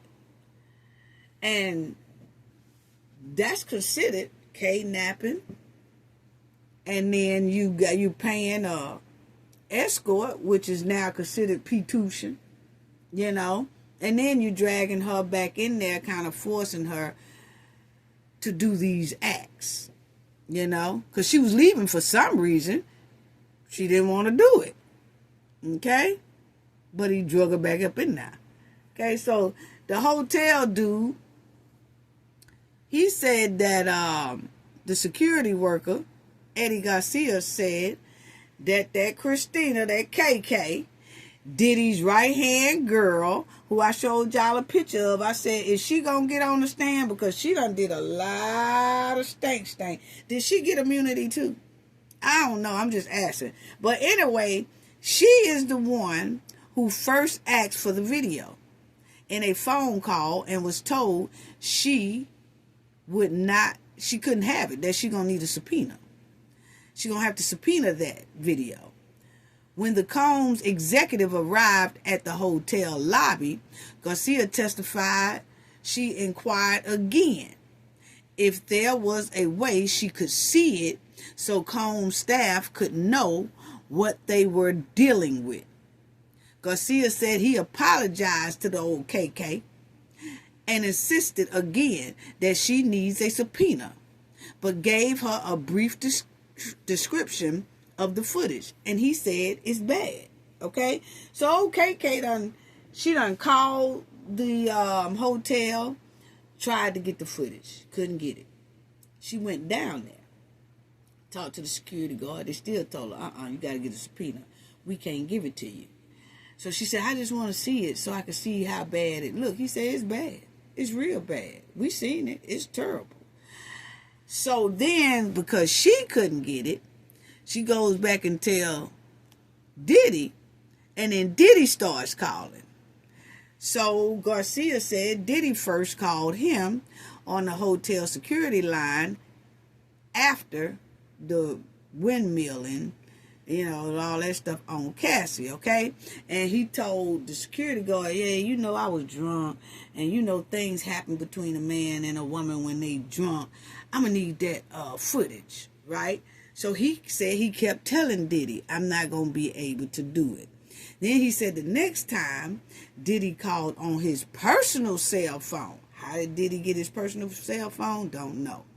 But he stated that, you know, Diddy told him, you know, you sound like a good guy. So why don't you give me that tape? I mean, you sound like a really good guy, but just give me that tape. He said Diddy just kept on repeating that he sounds like a good guy. And I could help him out, you know. So dude said he just kept saying, nah, I ain't gonna be able to do it. Y'all gonna have to get a subpoena.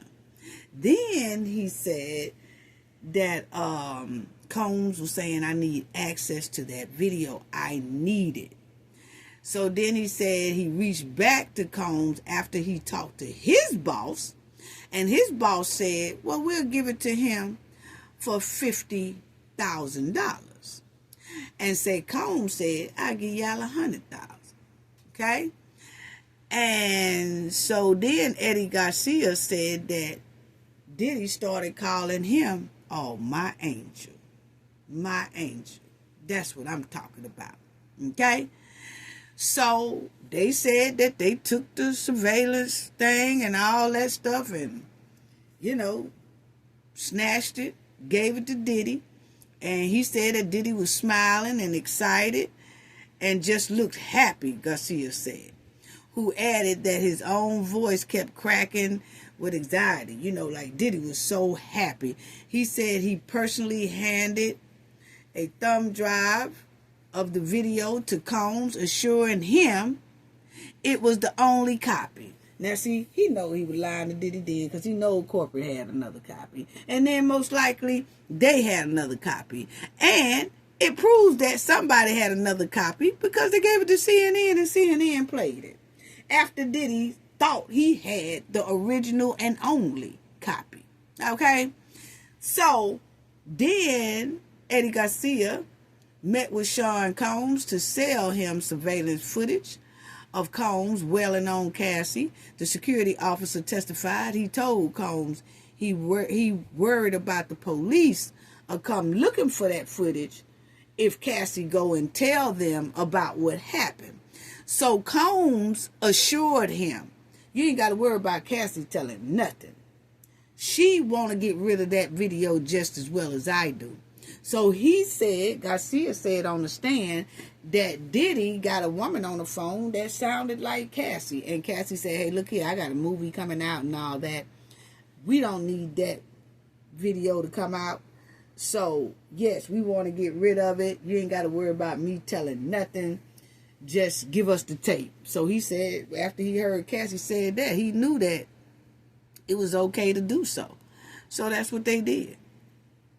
And he said that after he gave Diddy the tape, that he signed a non-disclosure agreement, okay, saying that he will not ever tell about the tape, and that the other guy, his boss, that he verified that they could do this, that he won't tell. He said all of them had to sign NDAs, okay?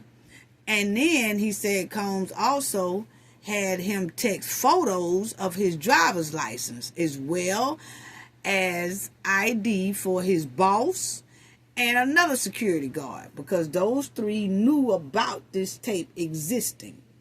So Diddy gave them $100,000 and they split that $100,000, okay?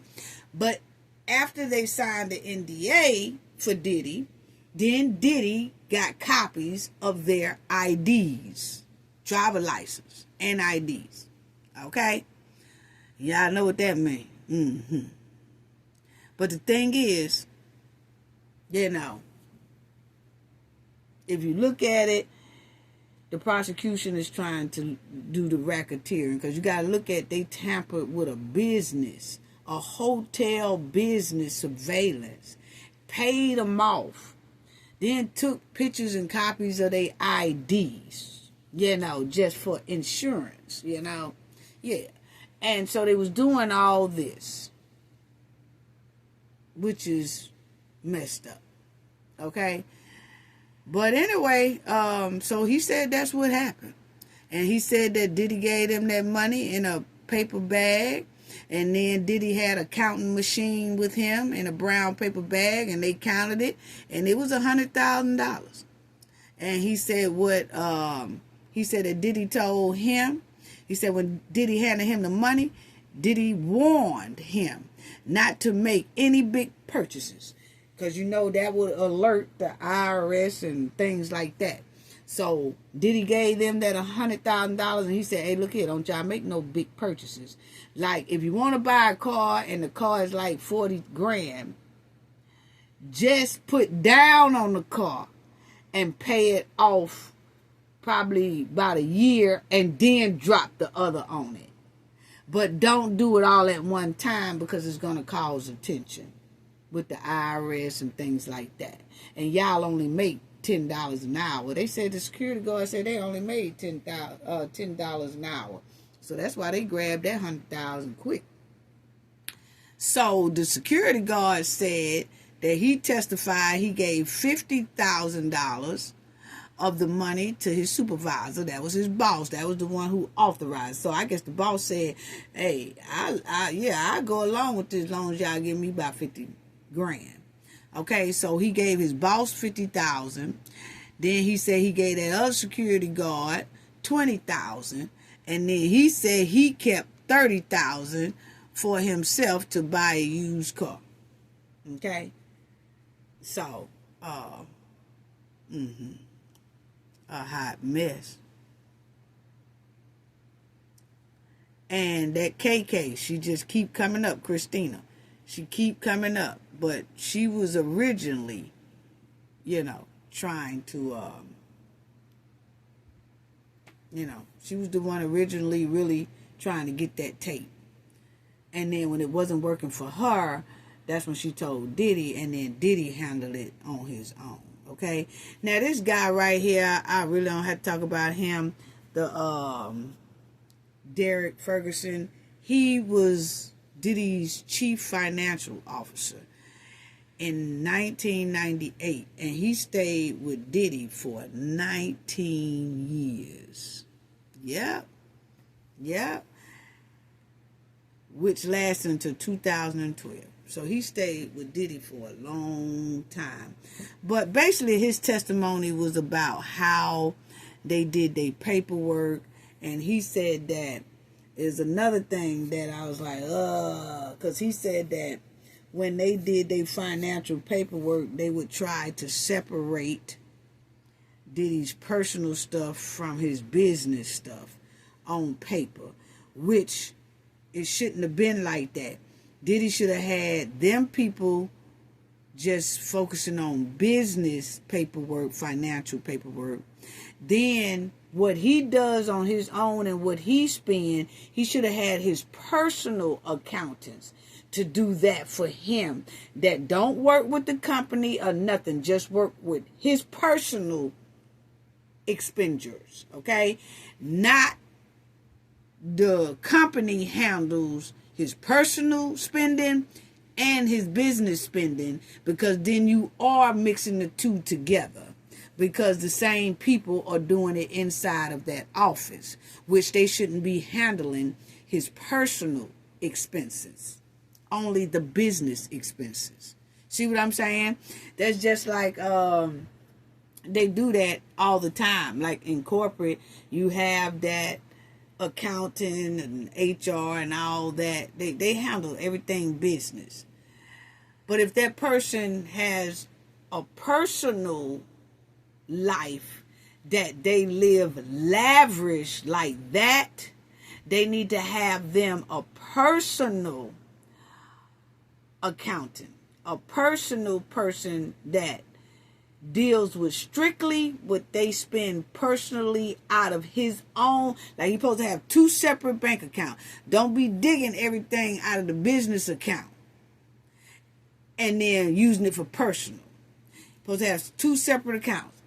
His account, the business account. He's supposed to be paying himself just like he pay his employees. And then out of his bank account, he do all the baby oil and whatever he was doing. Okay? But it looked like it was being mixed in there. That's what it's given the way this man here was testifying. And that's all he testified about, is about how he kept up with Diddy's personal stuff. Because as you see here, he said it included Bad Boys production, Bad Boys marketing, Bad Boys film, all solely owned by Combs. At times, Ferguson was in charge of his personal finances. You see what I'm saying? So Ferguson was involved with the business and his personal finances. The business finance and personal finance, which is kind of a no-no, because then you can tie it into like a RICO, because you're using both of them and the same person is doing both of them. Because if that person working for the business, let them just handle business. He should have had another person doing his personal finance. I'm just breaking that down to y'all, because y'all know that's my cup of tea there, doing that, investigating and all that, yeah. But anyway, Combs always drove a creative marketing. This is him bragging on Combs doing all kind of marketing and stuff like that. But that's all I wanted to say on that. And he said that Combs' former CFO has spent the past hours describing structures, of Diddy's empire, with accounting multiple banks and regular cash flow in his various ventures. Ferguson described properties that Combs owned in Miami, New York, and the Hamptons. He said executives were given American Express cards for expenses, but the business also relied heavily on cash, which many performers requested as payments, okay? Many bodyguards carried cash on them for Combs in case he needed it, okay? So it's just mixed. I could see how the prosecution is tying this thing up. You know, I could see how they tying this up. And this is what I was telling y'all about. The prosecutors are also asking the judge instruct an organization to remove the social media post that reveals the identity of Mia. Wow. They are pissed. The feds are pissed about this. Yep. And they said that her face got out. So, wow. So that's all that the guy was saying. And he was just describing how Combs did it. Basically, he was up there to say, is his business finances separated from his personal finances? And he basically was saying, no, they tied together. Because he said he takes care of both in the same office, which is the company's office, the enterprise office. So that ties it in together. That's all they wanted him for, because he had been there for 19 years and he was Combs' CFO. So that's basically all they used him for, family. They didn't use him for nothing else, you know. And as y'all see, that Diddy attorneys had asked for more time with Diddy, and the judge did ask the U.S. Marshals to give them more time, and that when court is over with, that Diddy lawyers can sit inside of a courtroom until 6 p.m. going over Diddy's case with him day by day. So every day, court usually ends at 4. His lawyers have 2 hours with him, so he don't have to go right back to the jail. He can spend 2 hours with his lawyers going over each day, each testimony that's given, and see if he can give them anything to work with, and they could tell him some things and things like that. So the judge did grant that Diddy can stay with his lawyers until 6 p.m. in the courtroom, and then he'll have to go on back to jail. Okay, yeah. So that's basically it, family. That's basically it. Wow. So I keep everyone updated. So like I said, I just get the meat and potatoes out of what's going on, you know, with the racketeering, you know, and we already know about the Cassie thing and being whooped. And the only reason why I brought that up because of the surveillance camera that the guy said Diddy paid them $100K for that. So once again, that can be considered some racketeering, because you went into a well-known business, bought their security because of something you did wrong, and then, you know, you went in there almost gangster style with the money machine, counting it out, giving it to them, making them sign NDAs, taking pictures of their IDs and all that stuff, and then you just going on about your business, you know. And then I did notice that this guy here said, the one who Diddy paid, he said right here, family, he said, let me say this right quick. He said that after all that right there, hold on, no, that's the other guy. Where he at? Anyway, I can't find him, family. But anyway, he had said, that's the CFO. But anyway, that dude Right here, I think it is. Yeah. He said that after Diddy gave him that $100,000 for the video, right?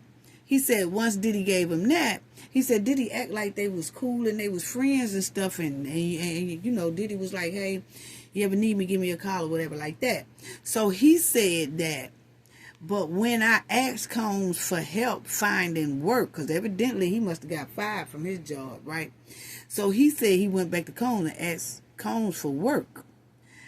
And then he said Combs did not respond to his Instagram message. Let me tell you why that, man, look here.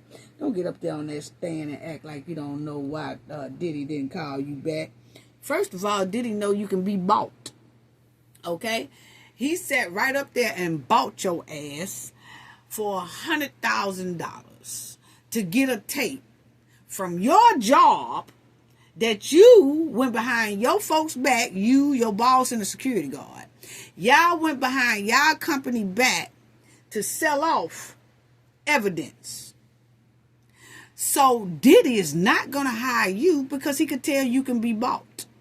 So if he hire you at what Diddy was doing, if he hire you, he already know you a snitch, that you going to tell.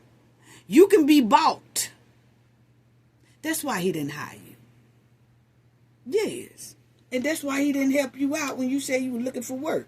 He talking about, yeah, and then he told me if I never need anything, to hit him up. But then I needed a job and I was finding work.